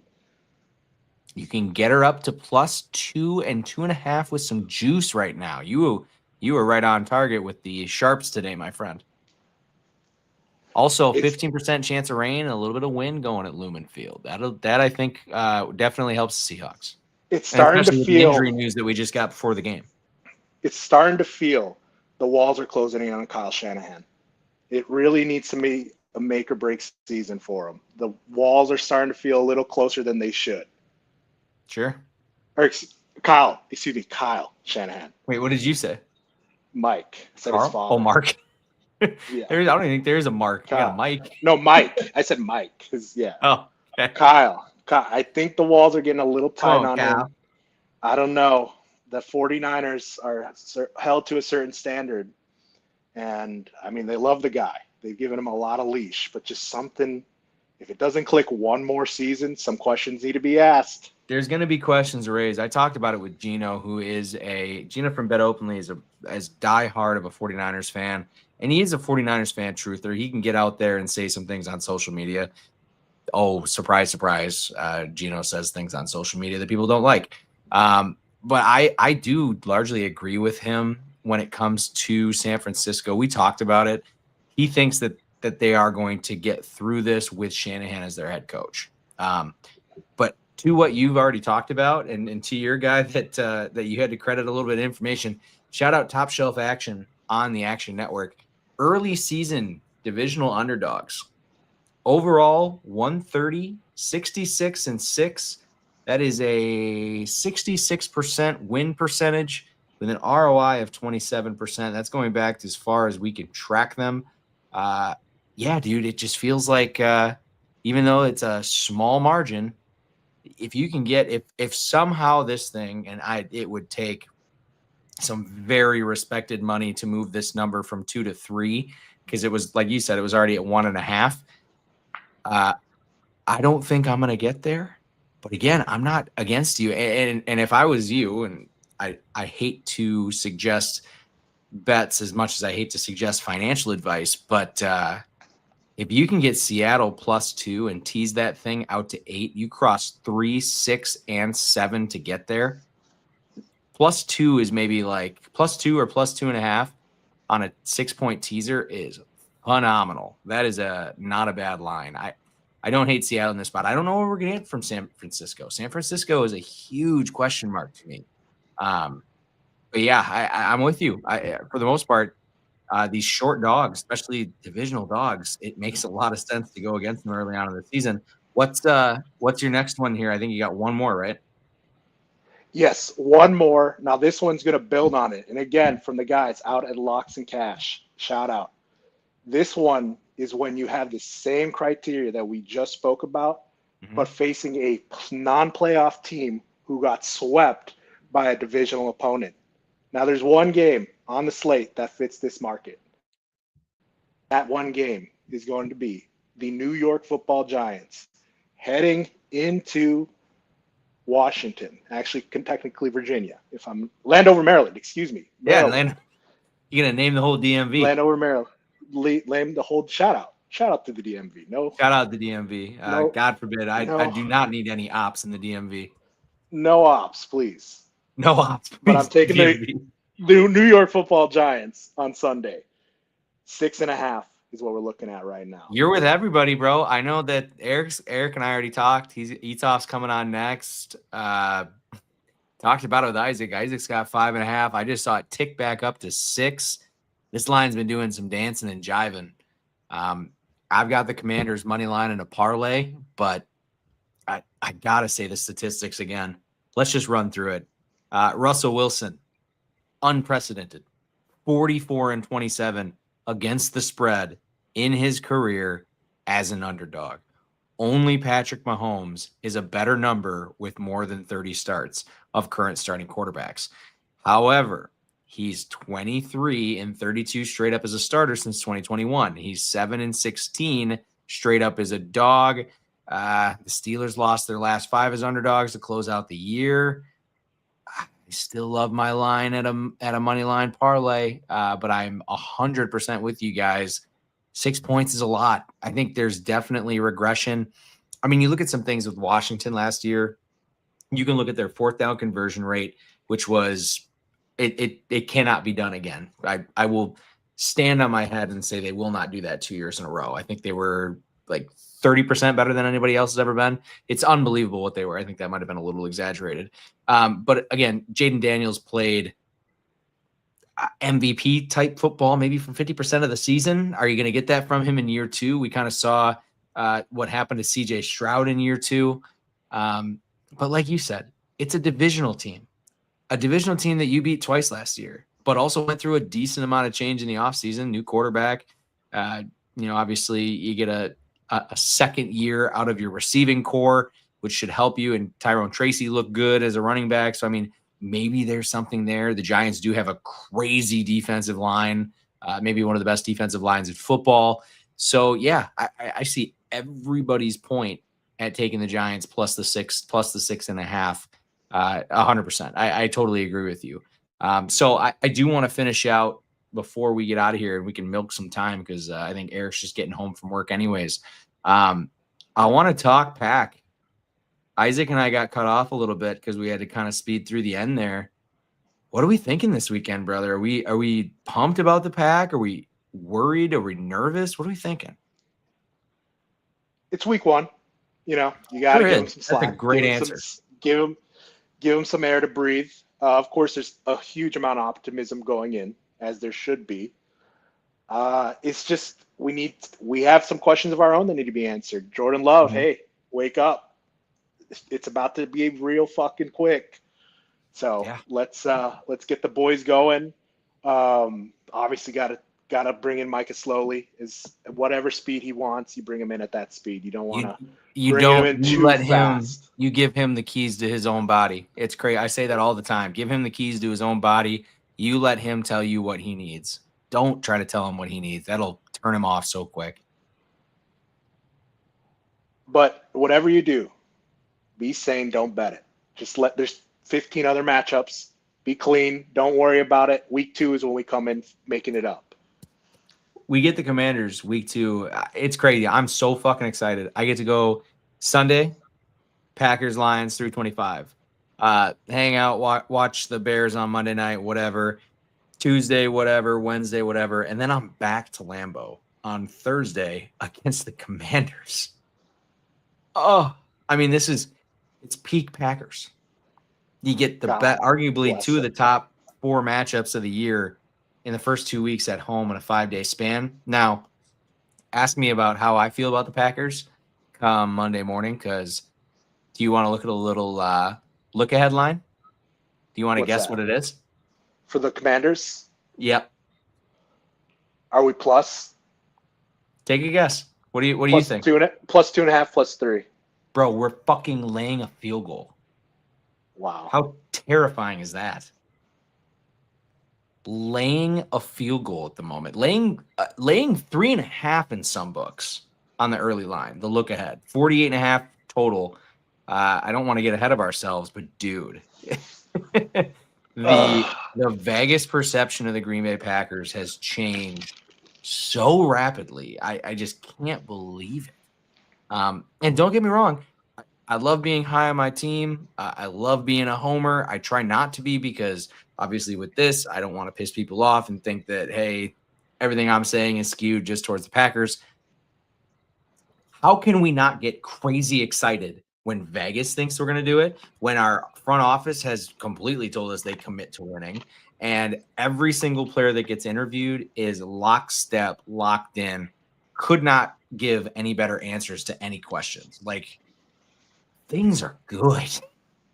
They looked like they could be bleak for a few years, and we just flipped it right back, and Super Bowl contenders. That's what good organizations do. That's what the millions of stockholders voted on to win. Well, you know me. I stood up in those meetings when they were talking about Micah Parsons. I said, we need this guy. They wouldn't listen to me because I was one of, I think, 60,000 people that stood up in that meeting. But it was, you got to make the big decisions. Gutekunst said it the last, right before the season, or right when the season ended, when we lost to Philly, which I talked about the Bears being uninspiring. The Packer-Philadelphia game might have been the most uninspiring football I've seen from the Green Bay Packers, even though the game was somewhat close. And I think Josh Jacobs had that crazy touchdown run in the fourth quarter to cut it to 2 scores, maybe cut it to 1 score. They said after the game, it's time for us to start focusing on winning championships. Now, the cynic in me says, why the fuck were we not focusing on that before this, when we signed Xavier McKinney and Josh Jacobs? But this is the move. The Micah Parsons move is the move where you can point to and say, that's where it changed. With, you talk about it with Favre and with White. Reggie White is when things changed. Brett Favre kind of showed up out of, you can call it luck, because that's exactly what it was. But yeah. Before you do get out of here too, I keep saying before you get out of here, I forgot. I did want to drop my last play because I want to hear your thought on it. I know it is not a divisional game, but you kind of, I believe you have action on this. I think you might have missed it. Can we talk Rams and Texans a little bit before you get out of here? Absolutely. All right, Rams, Texans. Let's talk. I think it's going to be a shootout. Personally, it's going to be one of those week 1 shootouts where it's like this. I know you want a dog week 1. They don't know anything, but sometimes they do know some stuff. And Sure. Both teams have that offensive capability that you just want to see explode. Yeah, this is the game where it's going to be sitting in the late slot. Everyone's going to be real tuckered out. It's going to be a sick noon slot. And then you're going to get to the late slate, and you're going to have a Texans and Rams game that features 2 teams that have playoff aspirations. You're going to have the Packers and the Lions, which that game speaks for itself. You've got the Niners and Seahawks, which is always good. And then you got to deal with Titans and Broncos. But hey, it's the number 1 pick in the draft. But this is the game where I think people are going to, obviously the Packers, I got to imagine, unless you're in Los Angeles, unless you're in Houston or one of the teams that's playing, you're probably getting Packers and Lions as your 320 game. I apologize if that screws you. But this game to me is almost as exciting because I'm very interested to see what happens with Matt Stafford. I am not buying these positive reports, which not saying there's many positive reports about his health. The 34, wish he was 34. The 37-year-old quarterback, dude, he has had weird injury after weird injury. And you can tell when he's not 100%, that ball gets fluttery. He is somehow even less mobile than he is normally, which is crazy. Great. You got Tay in the offseason. but I've seen Tay with average quarterback play. The dude needs an elite quarterback. I've not seen him elevate another quarterback to elite level. It just doesn't happen with Davante Adams. It's unfortunate. I was wrong. I thought he was better than that, but that's just not who he is. I'm not going to sit here and tell you that I'm sky high on the Texans, but I'm not nearly as concerned with Stroud's sophomore slump. He had 20 touchdowns, 12 picks, 3,700 yards. The big thing for him, and we talked about it, OCs and everything like that, he shed that dead weight of Bobby Slowick. And they added on Nick Caley, who is the Rams pass game coordinator. He's now the OC. I think he's going to be a big-time pickup for them. Their offseason started with a huge head-scratcher, the Tunsil trade. I didn't get it. I understand why people were upset. But that allowed you to go pick up Cam Robinson, Laken Tomlinson. You figured out your offensive line, at least from a depth perspective. You went and got Irsay in the draft in the second round. And then they go get 2 ISU receivers. I've talked about Jalen Noel and Higgins before. So that'll be super exciting. And then you go get veterans. You get Christian Kirk. You get Nick Chubb. Those are 2 guys that are mature. I think it can happen. The defense, Hunter Anderson just freaks off the edge. This is a team that they both ranked. Both those guys were top 8. I think they were 2 and 6 or 2 and 8 as far as the leading pressure rates. And you add Stingley, who's a top 10 defensive player of the year candidate in some books. Dude, I love it. I think this is one where you take that field goal with the Texans. You have a different angle, though. Everything I just talked about, I think, kind of points towards your angle. What are you betting in this one? Over 43.5. I love it. Talk to me, Daddy. It's just one of those things. It's like what you've been saying this whole stream with just you gotta bet off vibes. It's week 1. You gotta bet off your gut. There's no data. There's nothing really to prove anything at this point. So just bet on vibes. What do you got to lose? It's just money. What do you have to lose? It's just money. God, I should make that the tagline of the entire show. Damn, that would be very funny. But yeah, dude. I mean, it's when you look at the Rams, it is going to come down to Matt Stafford, because if you go away from Matt Stafford, do you want to look up the Rams backup quarterback? Let's do that right now. Is it the kid from Georgia? Bennett. Is it really him as the Bennett? second one? I mean, I know they drafted him in like the 5th. I think he was supposed to be something. Oh, dude, no. I know who it is. And I take it back. It would be 10 times funnier if Stafford gets out of this game, because did you watch quarterback? Not yet. Not the second season, no. So, you watched the first season, right? Yes. So, do you remember Davante Adams, one of his number 1 issues with the Raiders was? No, I do not. I didn't expect you to. You were just as stoned as I was watching that. So his biggest issue was hospital balls. Jimmy Garoppolo, who is now the quarterback for the Rams, was throwing hospital balls over the middle, and he was getting his fucking head taken off. So if Matt Stafford goes down, Jimmy G's coming in. That's tough. That's a bad situation. And I get it. If anyone is going to make Jimmy G work, of course it's going to be LA. Of course it's going to be somebody in that tree. But dude, could you think of a funnier situation? Davante bitches his way out of Vegas, ends up with the Jets. I think they went 1-10 when he got added. It was absurd. They were horrible. I think they went 1-7 right after he got added. And then you're like, oh, I need the money. And then you end up in Los Angeles. And you're like, great. Oh, I get a Hall of Fame. Maybe. We'll talk about that at a different time. Quarterback. I get a great coach. You get Puka on the other side of you to kind of take some of the heat off. Oh, yeah. And then they sign that Jimmy Garoppolo guy. And then it finds out maybe Matt Stafford isn't 100%. Yikes. All I got to say is yikes. That situation scares the shit out of me for Davante. I at one time thought Davante Adams was No doubt Hall of Famer. Were you kind of with me on that when he was in Green Bay? It's like, wow, how is this guy not getting Hall of Fame?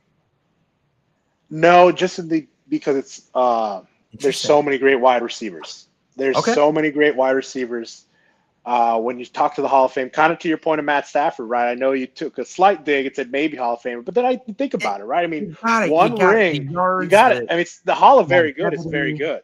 You know, you don't want to be disrespectful to that. Super Bowl champion. Devontae doesn't have that. Right. So who would get in first before? I would pick Stafford then if we're comparing the two.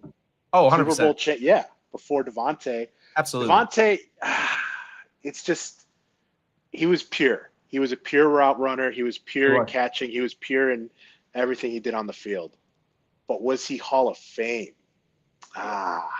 If him and Raj, I don't think I'd ever 1 point. I would say if him and Raj get another 5 years of him catching 1,000 yards a season, and they get one Super Bowl, Hall of Fame. But this setup that he's done, this like, you know, move to go to the Jets and then to the Raiders, go to the Raiders. I skipped a team. Go to the Raiders and then go to the Jets. And then now you're on LA. I mean, these are things that I'm not saying it taints your legacy, but dude, it puts a sour taste in people's mouth when, let's be honest, our generation, the generation below us, looks at his Pro Football Reference and sees kind of a slew of mid towards the end of the year. So, no, definitely with you. I think that one could provide some fireworks. But before I get you out of here, my friend, anything before you leave?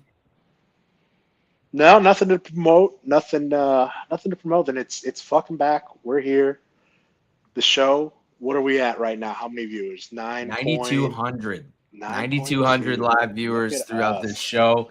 And we're not done yet, guys. We still got to talk college football. I got a guy hanging in the reins that we're talking a lot of ball with over the last few weeks, and we've refined the way we're talking ball. But Vargas, I appreciate you stopping in, brother. This was always a pleasure. Always a good chuckle, and we're going to continue having you on throughout the season. So appreciate it, man.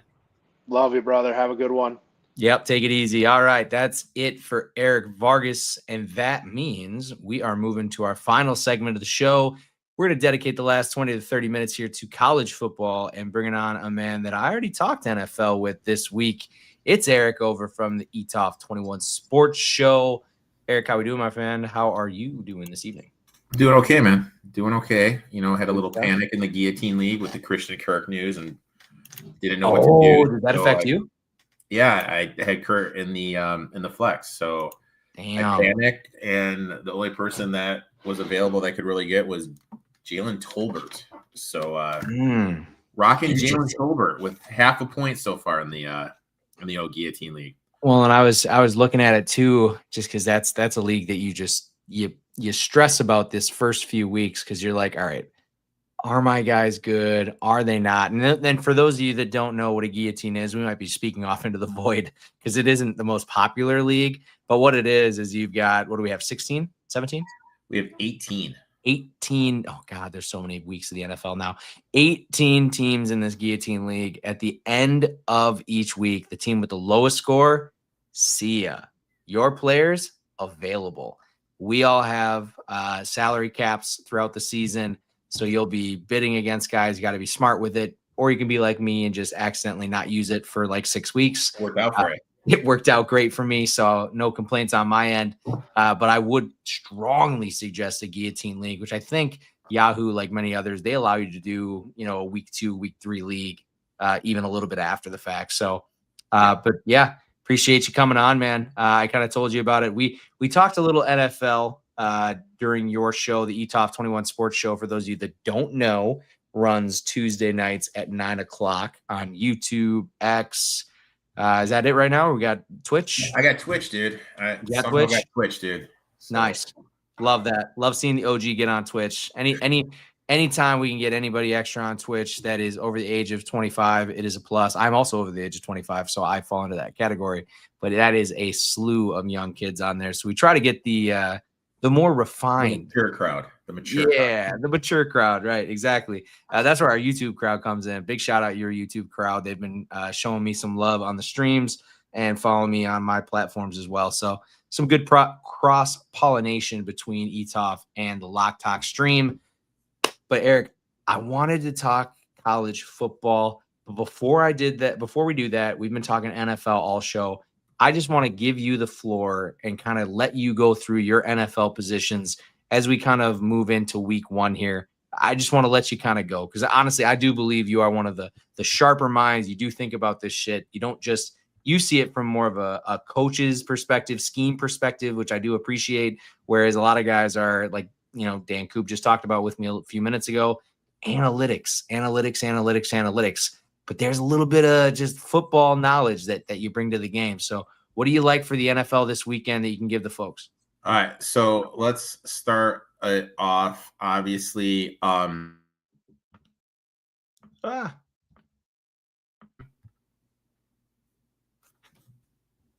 Oh, I lost you. There you are. Still good? Okay, sorry. I accidentally muted you. I meant to mute me.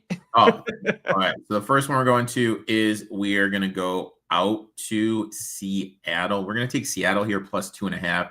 Divisional dogs week 1, 67-44-2. That's 60.4% ATS. Home divisional dogs week 1, 27-15, 8-15 against a number that's 64.3% ATS.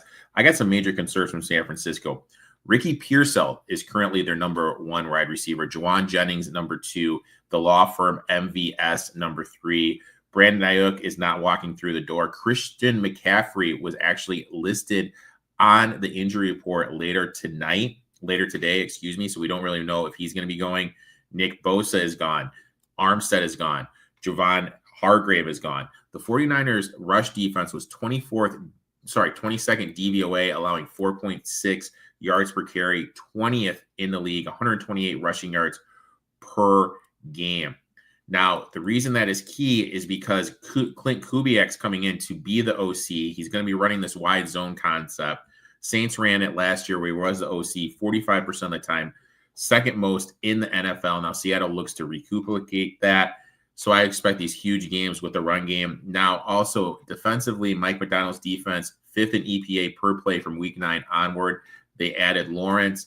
They drafted the rookie Amare, and they forced 3 and outs, 38.7% of drives in 2024, second best. Also important to note, Purdy's pass rating drops 11.5% on the road. So I just really like the spot here for Seattle.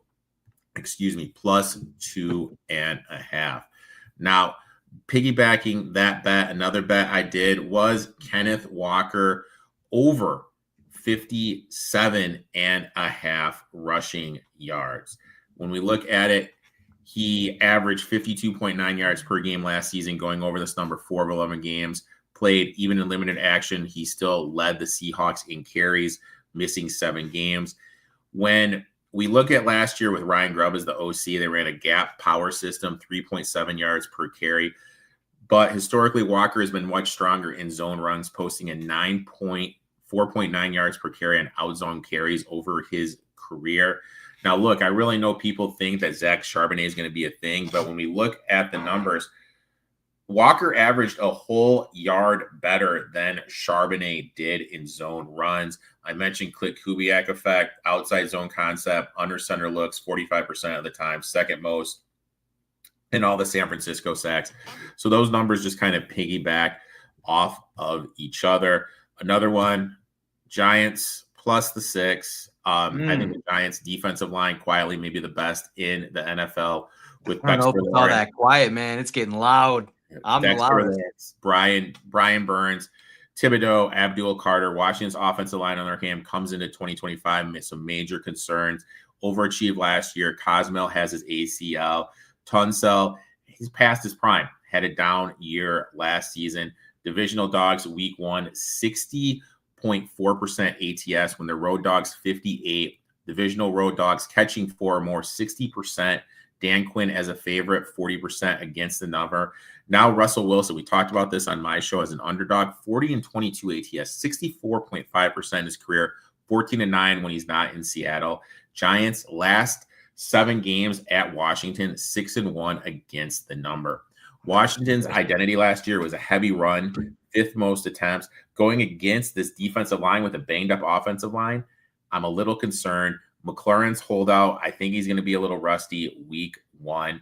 Now, another thing that stood out to me is without turning anyone over, they went from the 3rd best. They went from the worst pass defense to allowing the 3rd worst. That's just, to me, that just doesn't make sense. I think that's a fluky thing. I think they're due for some regression. Neighbors has balled out against here. I think this is going to be a huge Neighbors game. They allowed 5 yards per carry in 2024. Didn't make any significant upgrades. Russell Wilson is a clear upgrade over Daniel Jones. I just think with how good this defense is, I think it's just a slam dunk for the Giants plus the 6. One more I will give out to you is another home dog, which I absolutely love, the Atlanta Falcons. Oh, this is so sick. I'm so happy you said this because our boy Vargas just talked about this, and I know you guys would love each other if you ever met, but go on. Sorry. Divisional dogs, as I mentioned, 67-44-2. Home divisional dogs, week 1, 27-15. Wirtz is out. This is a massive ground grade for Mayfield's blindside. Washington Falcons invested heavily in their pass rush this offseason, leaving not 1 but 2 first-round picks on pass rushers in the draft. Heck is going to be protecting Mayfield's blindside. That is a huge liability. Mayfield has his best season by far under Liam Cohn, who's now in Jacksonville. Without him, we really don't know what we are going to expect in this offense. Godwin, Auden, Jaden Smith, Jalen McMillan, all skill players, all banged up, all not playing. Now, can this front hold up against Bijan Robinson? I have 3 autographed jerseys right here above my desk, okay? Nice. One of them is Matt Stafford. Another one is Mr. Long Neck himself, Davis Mills. Damn. What the fuck? I know, dude. You got to reserve. Wait. Which Davis Mills jersey is it? Of course, the Texans, dude. Come on, man. Okay. Just got to make sure. And then Vita Vea. I love Vita Vea, but look, he's already banged up. He's another year older. Sure. Is he going to be the elite pass rusher, run stopper that he has been? I don't think so. We got the home divisional dog trends in week 1 that's been profitable. Pass rush upside. Bijan Robinson has the potential to take this over. Absolutely love the Falcons. And my last one, Cleveland Browns plus 5.5. I'm not going to repeat the divisional home dog trends, but I'm going to say this. Joe Burrow, week 1, 1-4 ATS. Zach Taylor is a divisional favorite, 43.8% against the number. Road favorites, week 1, 47% against the number. Offensive line, you have a rookie left guard. Mims hasn't developed. Peters, who's a good offensive line coach, has his hands full. This group now faces Myles Garrett and a Jim Schwartz defense. It's going to be a huge test. Defensively, the Bengals allowed 25.5 points per game in 2024. They lost some key defensive line pieces. Hendricks needs to be able to beat double teams now. With the defensive line losses, he's not going to have those one-on-one matchups. Lou Amarillo's coverage designs were his strength. Al Godin really doesn't have that. Bengals lost half their games last year despite scoring 30-plus points. Bengals with Taylor and Burrow 1-9 straight up, 3-7 the first 2 weeks. Lost 3 straight week 1 matchups. Burrow, 207.6 yards passing in week 1, 284 the rest. I was going to say, that's got to be almost 300 yards after that. It's absurd, like how much better he is. Yeah, dude, it's the only thing under my notes is like the totals rising. It opened at 44.5. It's now 47.5. I don't know if that's like that. Their defense is awful. We need to remember like that first. I think the Flacco effect. I mean, the Browns kind of settling in and being like, all right, we're going with Flacco. But I mean, you talked about it. The last 2 seasons, 16-10 loss to the Patriots in week 1 last season. And you lost 24-3 to the Browns in 2023. So, I mean, it's been shit to start the season. They've been awful, dude. Horrible. The big factor with the Browns last year was the offensive line. Now, look at they lost Callahan, who went to go coach with his son. They weren't healthy. This isn't the healthiest they're going to be. They brought in Mike Bloomgreen, who was the coach at Rice. get back to this wide zone concept that worked under Stefanski early on in his coaching career with them. I think the market perception of Cleveland is down. I think Cleveland is insanely talented. I just think they have a lot of questions at the quarterback position. Well, I'll tell you, market perception is a big thing. And Cleveland, I think, got a little too much positive support from the market because of how good their defense was and how bad people didn't understand their offense was at times. But yeah, I don't disagree with you. I think Cleveland's not a bad spot here. I absolutely love them. So, I mean, those are kind of like the bets I'm looking at.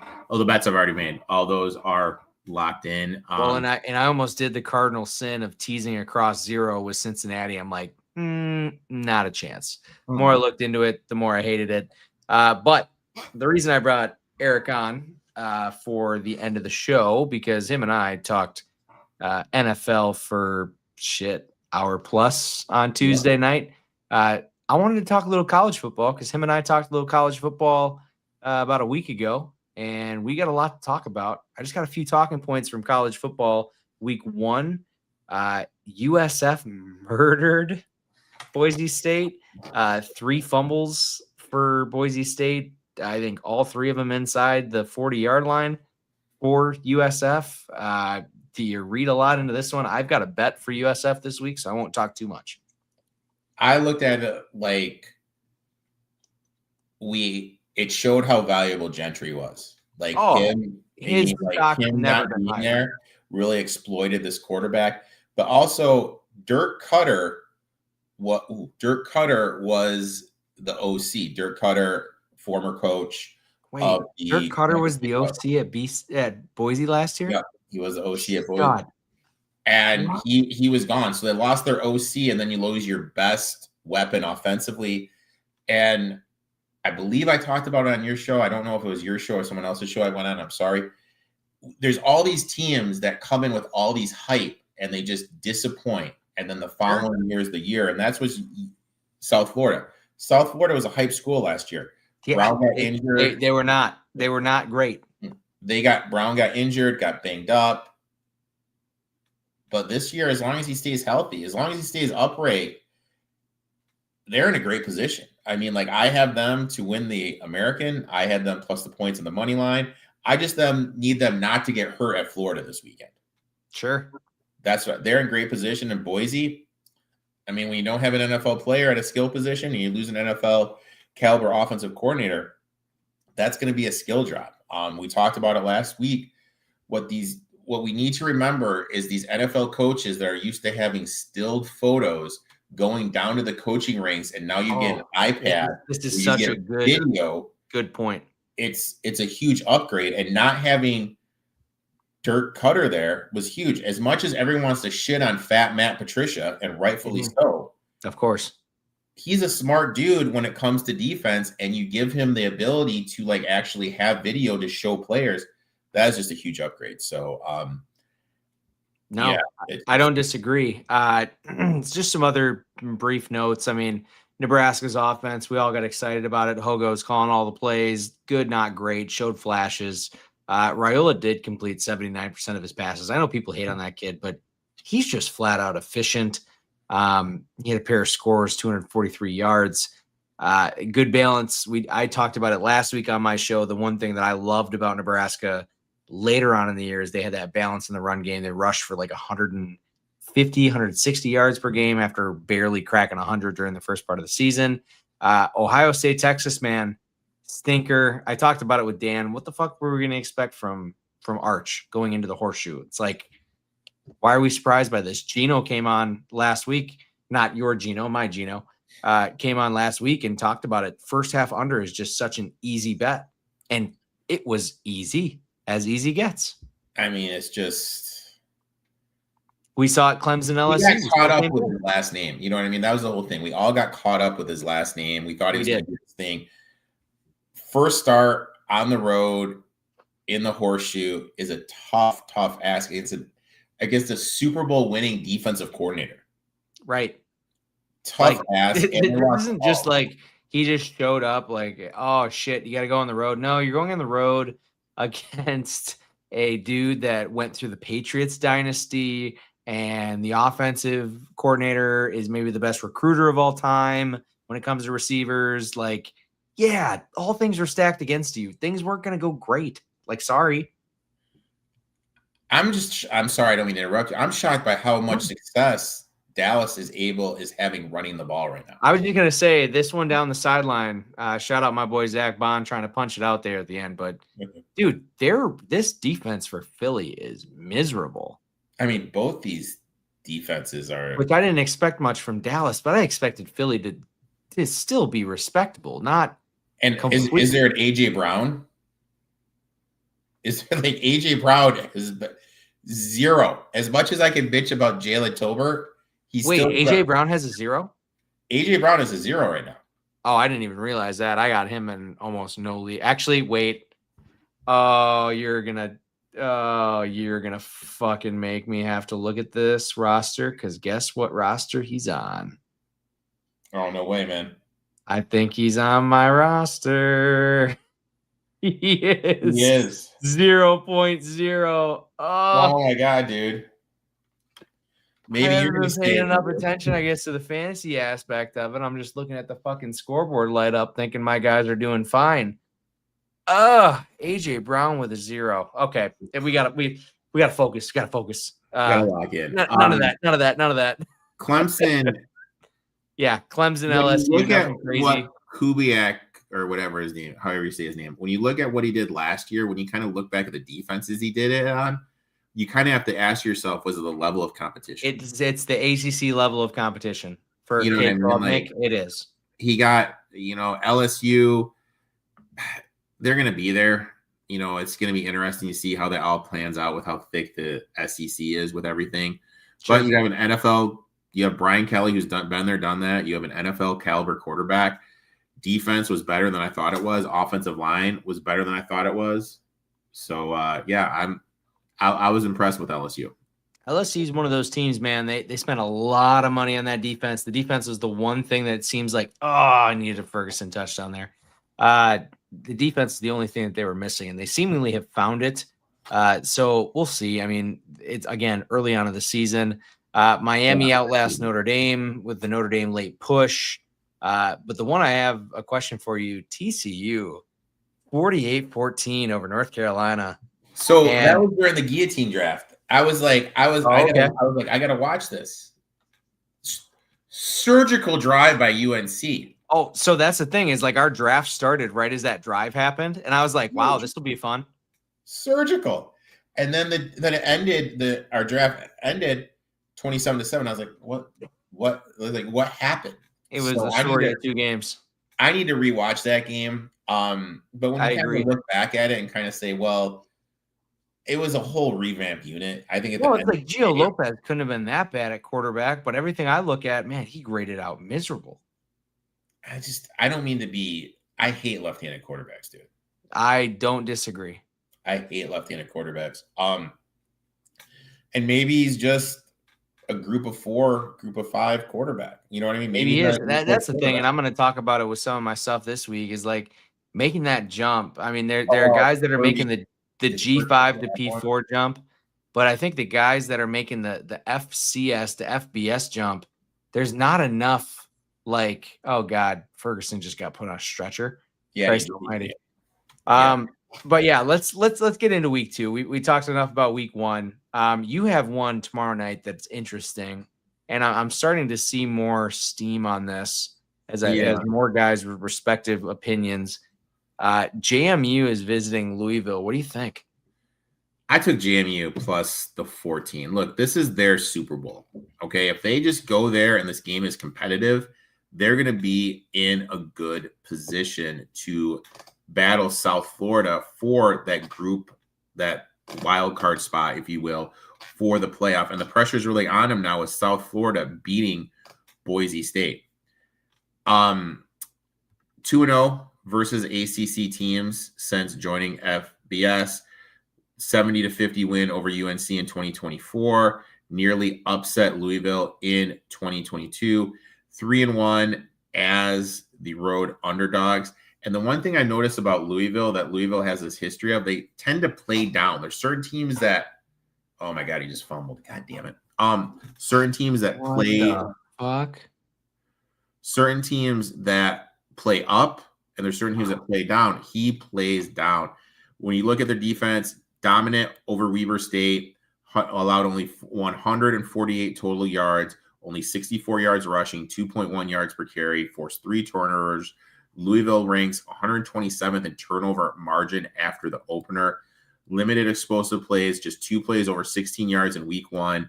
They don't commit penalties at all.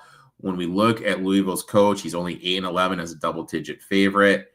51 to 17 win, 13 penalties, allowed a pick 6 against Eastern Carolina.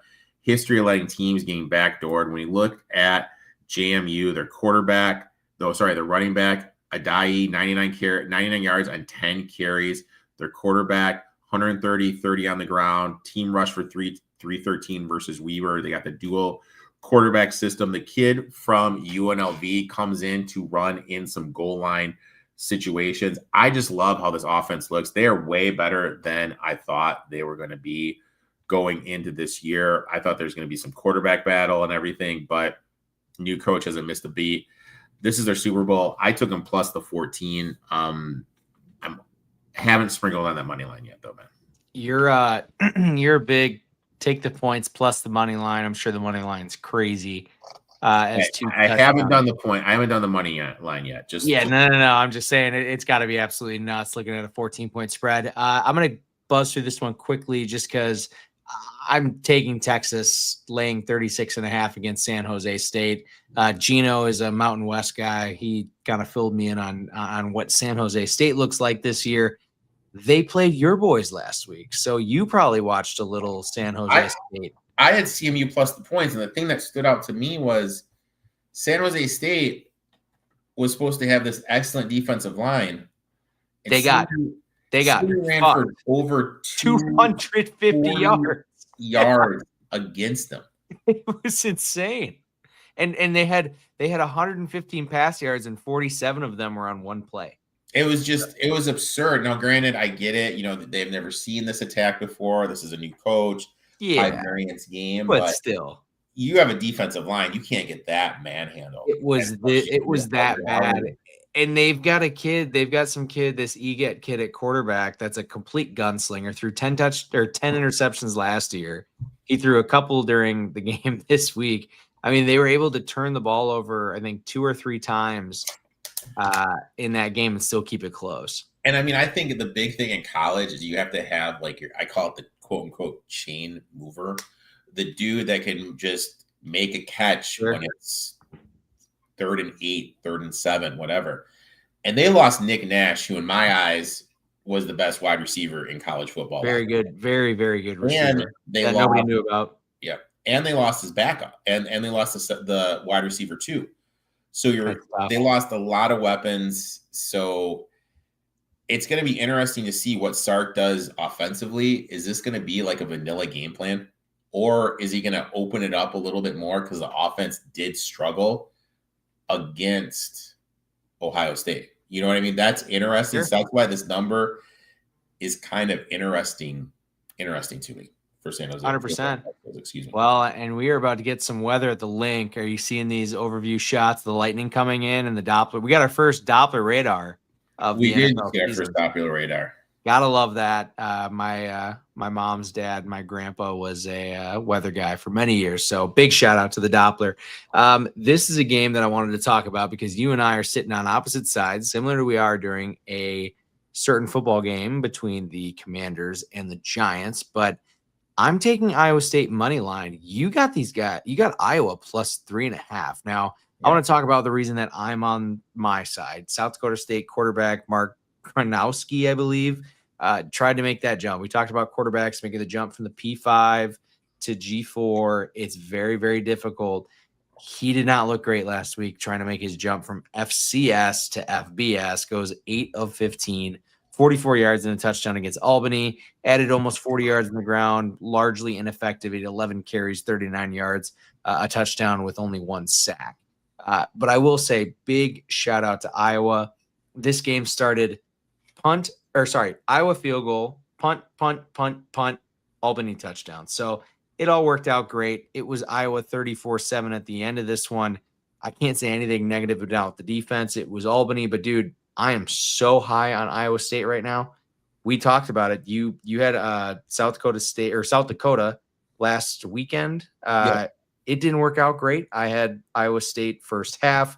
It was 55-7. Rocco Becht was almost perfect. They had 223 yards on the ground, held South Dakota to almost like 200 yards of offense. But I'm not, and this is why it's always the best. If you have 3.5, I like your bet just as much as I like my bet. So it's one of those things that this game has always been played to a field goal. Why are we getting 3.5 points, dude? I mean, as soon as I saw 3.5, I felt I needed to jump at it. The main thing that stood out to me is Iowa State, allowed 4.8 yards per carry against Kansas State in week 0. We all know Iowa is going to try to run the ball. Oh, yeah. They had 310 yards against Albany. Freshman Xavier Williams, 11 carries, 122. Yeah, that guy scares me a little bit. I won't lie, I'm a Badger fan. Injury. Offensive line center Logan Jones, PFF graded 82.9, second amongst Power 4 centers. Iowa since in Iowa Not last to cut year, you off, but we're going to a fucking weather delay. Yeah, we're going to a weather delay, dude. Iowa 5-1 ATS in last year when rushing for 4+ yards on 10+ carries. I think this Iowa defense, I know that they played against Albany, but they held them to 177 total yards, only 2 yards per carry, 43 yards rushing. When you look at them last year, 13th EPA per play allowed, 4th in scoring average. Iowa State, for as good as they've looked, they still lost their top 2 wide receivers to the NFL. To the same team, to the Texans. And I look at it like this, granted, when I take my big step back and look at it, Iowa State, I was surprised with how much they showed South Dakota, if that makes sense. Sure. I thought they were going to get up. They were going to go very vanilla. That was they felt like they wanted to open it up. It was weird. They kept their foot on the metal, pedal to the metal.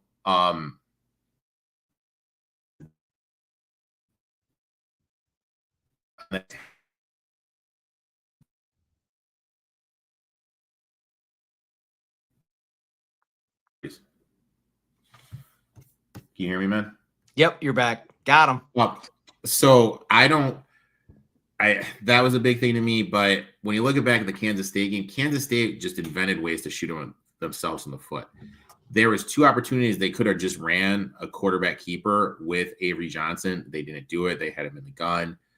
I think Iowa is going to be able to run the ball. I think this is a last-second field goal game either way, so I just took Iowa State here plus the 3.5.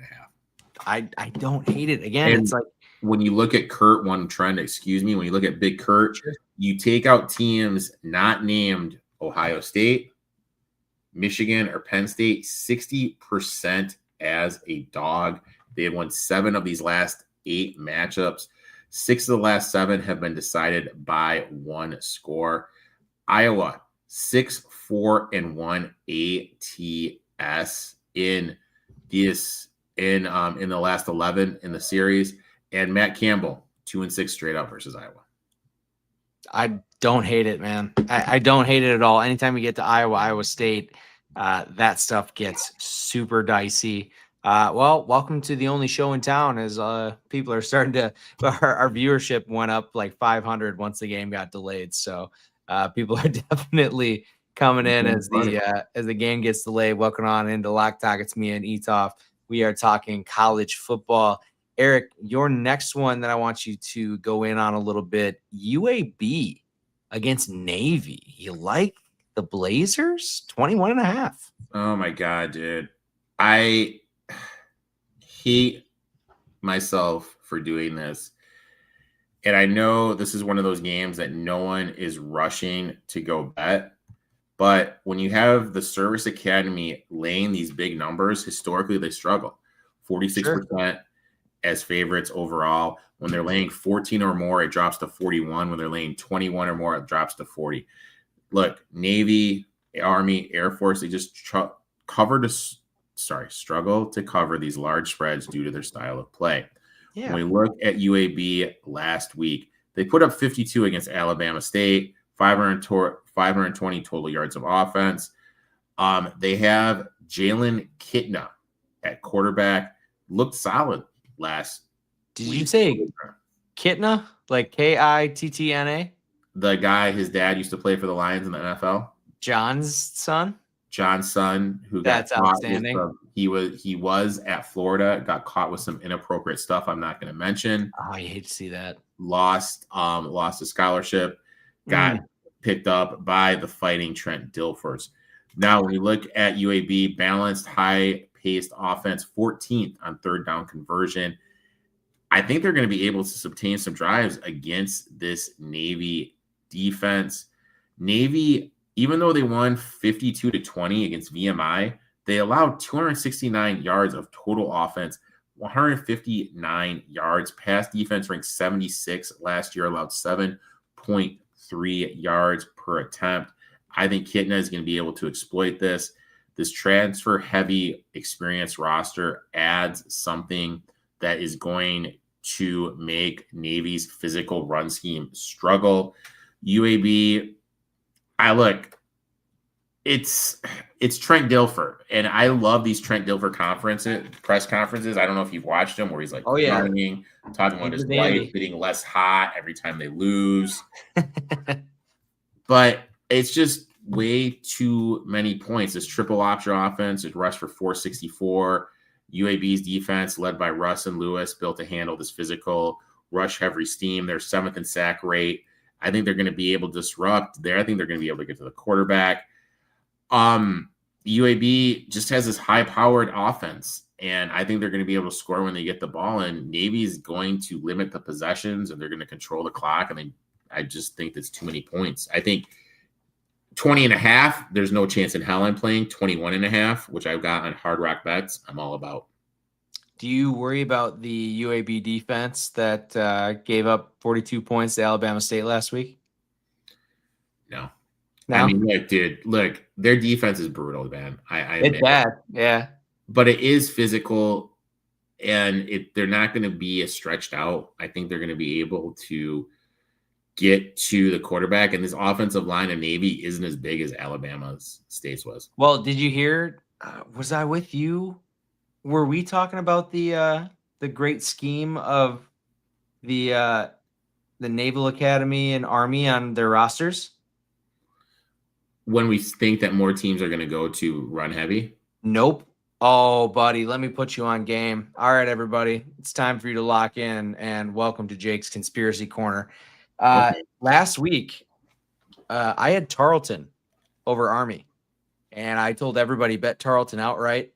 I said the points was fucking easy, and Tarleton won outright. And the reason I did that, I did a little sleuthing on the Army roster, because when you go FBS versus FCS, the number one thing you think about is size. There were 27 players listed 300 or 305 pounds. Every single guy was an offensive lineman. I looked at 5 Instagrams. That's it. Just 5. None of those boys are even sniffing 300 pounds. They are lying through their teeth at the Naval Academy. They're not letting these guys put on weight to play football. They need them to stay in peak physical form. Dude, I think there are less than a dozen players over 300 pounds on any service roster right now. I think they're all lying. It was a big thing because, like, with Air Force and Navy and Army, they had this thing where these guys had to weigh X. Right. So they're always undersized. Now that's gone with the wind. Now people can. But now they're just lying. Because I look at the roster, the thing is, it's like so much 300 to 305 that aren't actually there. Yeah. And it showed that they're pushing them around. Off what they're doing, it's hard to maintain that weight. 100%. So there's no way. I mean, you have to try so hard to be 300 pounds in college football. Like, it is just as hard to be 300 pounds as it is to be 180. Like, it's a complete chore. But yeah, we won't get into that too much as far as the side or the conspiracy side of it. I did want to get one thing. I don't have much on the game, but I would like to hear what you think about Baylor's play calling last weekend. Oh my God. Like Jesus, dude. I think I was on with you. Yeah, you were on with me. I mean, it was hard. It was hard to watch. It was a brutal watch, man. And they got into the green zone. You're dominating the game. The green zone's a 10-yard line in. Dominating the game, started the game. Auburn was struggling to move the ball. Just take the points there. Take the 6. They didn't do it. Their play call was awful, throwing it to the end zone on 4th and goal. Auburn, that gave them a shot of life. Now, look, I'm a big proponent. If it benefits you toward the end of the game, just go for it. I get it. But at the beginning of the game, I'm a big thing in scoreboard pressure. Sure. If you have the momentum, go for it. Baylor had all the momentum to start. And that right there, huge flip. Auburn's defense completely switched. And then they started running the ball. And Baylor cannot stop the run at all. Crazy because Dave Aranda's your head coach. He's supposed to be this defensive wizard. He was our defensive wizard at Wisconsin. And then he went to Baylor, and apparently he can't coach defense. At some point, you got to make Oklahoma's quarterback, Arnold, show they can throw the ball because he historically he loves to run it. Been able to do that. He was great against Alabama when he ran all over Alabama last year when Oklahoma pulled out that upset. But you have to crowd the line. They just let him do anything they wanted. I was completely dumbfounded by their offensive and their defensive play calling. But with that being said, I really wanted to take them this week. The number opened up at 4, and that thing immediately dropped to 2.5. And I just can't get involved in 2.5 just because SMU does have the offensive line that should be able to set up some running lanes. So it's just hard for me to trust Baylor after I saw how bad they were last week against the run. No, totally get you. A few other notes on other games that are going on. I think Mike Gundy's got one last embarrassment in him here for Oklahoma State going to Oregon. I don't want to get into that game too much. I think it's like a 28.5 point spread. Ole Miss is playing Kentucky, which is a really good early on in the season SEC game. Kentucky, they may be complete dog shit. I don't know. Did you watch them against Toledo at all? Did you see what happened? I did not. Real quick against Oklahoma State, we talk about freshmen on the road. Yeah. Freshman Zane Flores is going to be starting for Oklahoma State. In because their quarterback broke his foot. Yep. So, I mean, that dude going into Oregon with how loud that place gets is going to be brutal. But then also you talk about Ole Miss, Austin Sims, redshirt sophomore. This is going to be his first road start. How is he going to look at Kentucky? Dude, he threw 2 picks last week. They won 63-7. He still threw 2 picks. 341, 3 TDs, 2 INTs. I don't get what his thing is with interceptions.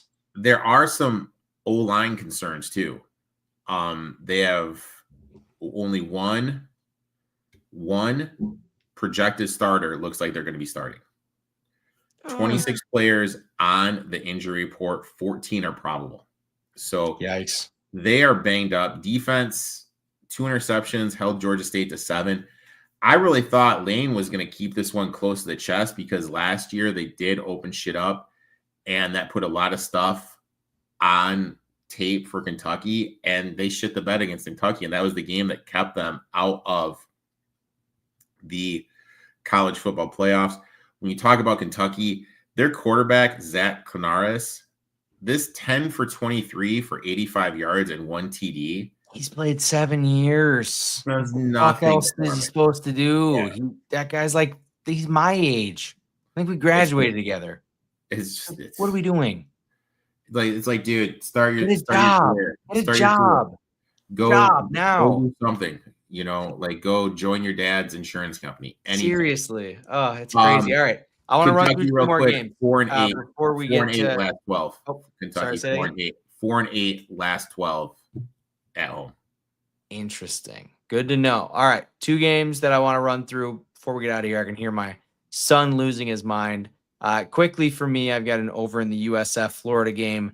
The Bulls are going into this thing thinking they're going 2-0. I don't believe that. Their defense, I don't believe much in it. Now, Florida's defense, on the other hand, I'm not super worried about when you see a team going down and playing in the SEC. Their defense was 15th last year in the conference. Their defensive line, mostly under 300 pounds. Their linebackers are weighing like 220 versus 240. Brutal against the run last year. That should help against a normally pass-heavy USF attack. I've talked about Byron Brown. He's a hooper. Completed 66% of his passes last week, 210 yards. He rushed the ball in a true rushing sense, 10 times for 68 yards. He did have some sacks involved, so I think 4 sacks, like you talked about. Got to keep the kid upright. 43-yard touchdown taken off the board. His receivers took a big step forward. I like the over. I think USF's defense is dog shit. Boise State still had nearly 400 yards, but had 3 fumbles inside their opponent's 40-yard line. So, I mean, Boise State didn't have any problems moving the ball. But before you get out of here, interesting one. Maybe the most shocking thing on your card that I saw this weekend. You like Mississippi State. I know. Against ASU. I took them plus the 6.5, and I got them on the money line plus 200. Last week, offense looked better than I expected. 450, 247 yards in the air, 203 rushing, 0 turnovers. My worry point was their quarterback, Blake Shapkin, who transferred in from Baylor, was going to be a step slow just because he didn't play all last year. 270, 1 TD, 44 yards rushing. Both running backs, 123 yards combined. Mosley looked like their chain mover, their true wide receiver, number 1, up-tempo offense. And their defense did a great job of limiting Braxton, the Southern Miss dual-threat quarterback. They had 4 tackles for loss, 2 sacks. Now, when we look at Arizona State, I'm not the biggest Sam Levet guy. Anyone that goes to Michigan State, I know way too much about. He was not impressive here. I think Cam Scadaboo, for how good he was able to handicap what Levitt's weaknesses are. And this offensive line, they lost 51 starts from their year, from who started on the offensive line last year. I think against an SEC defense, they are going to be able to get home. And Northern Arizona had 5 tackles for loss. That should not happen when you're playing down to an FCS opponent. They have the offensive firepower. They do play up-tempo. Sharpen looked great in the fast pace. Davis Wade Stadium, 4-1 straight up last 5 week 2 games, 6-2 ATS. I think Smith is going to be able to make Levitt's life a living hell. I'm going to take those 6.5 and the plus 200 for I don't hate it. State. I don't hate it at all. The more you talk about it, ASU I was high on.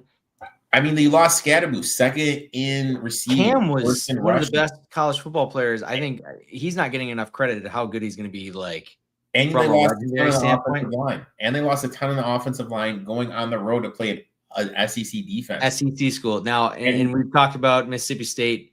There are negative things to be said. This team is so hungry for a win. This is a massive game for them. I think they get up for it. I think you're right. We talked about size earlier. These are SEC boys. SEC versus Big 12. We've seen how it ends up. These are SEC boys against an inexperienced ASU offensive line. 100%. 100%. No, I don't disagree with you, man. But yeah, I mean, that's pretty much all I got. I hear my kid going absolutely crazy. I can't believe it. This stream has gone, looking at 2 hours and 17 minutes, 9,364 followers or viewers now. I got to wrap this thing up. But dude, Eric, thank you so much again for coming on. Appreciate you and all your involvement with the stream over the last few weeks. We'll continue to kind of cross-pollinate our followings here as some of you guys are helping me out on YouTube. Hopefully I'm helping you out on X. But anything before you get out of here that you want to tell the people? Obviously, Etoft21 Sports Show, Tuesdays, 10 o'clock Eastern. Etoft21 Sports Show, live Tuesday night on YouTube and X. Me and XFL Jim talk a little college football live Saturday mornings too. So, check that out. Love that as well. XFL Jim is one of my, we got to get on the same stream. He is a interesting character. We had a bet 2 years ago. I bet him. Our bet was to eat the ingredients of lemon meringue pie raw. If Kansas went over their win total. And which year was it? Which 6 years of Jalen Daniels was it? It was the first year where they balled out and made the Oh, bowl. I just say they went crazy. It was freaking phenomenal, dude. And but he did it though. You know what I mean? Like he did it. I'll give him props, dude. The guy's ballsy. The guy does some of his videos are. He's committed. That guy's committed to the content, and I do respect it. Not enough guys like him out there. He is. He's a funny dude. Funny. Somebody's got to sign him on to something real. But all right, man, we're out of here. We got almost 9,500 people in. Can't thank everybody enough. Almost 2.5 hours. My wife, now I'm going to be in the fucking doghouse. Can't wait for this. Now we're going to be back again next week. It's going to be on Wednesday. If you can make it Wednesday night, I'd love to have you on.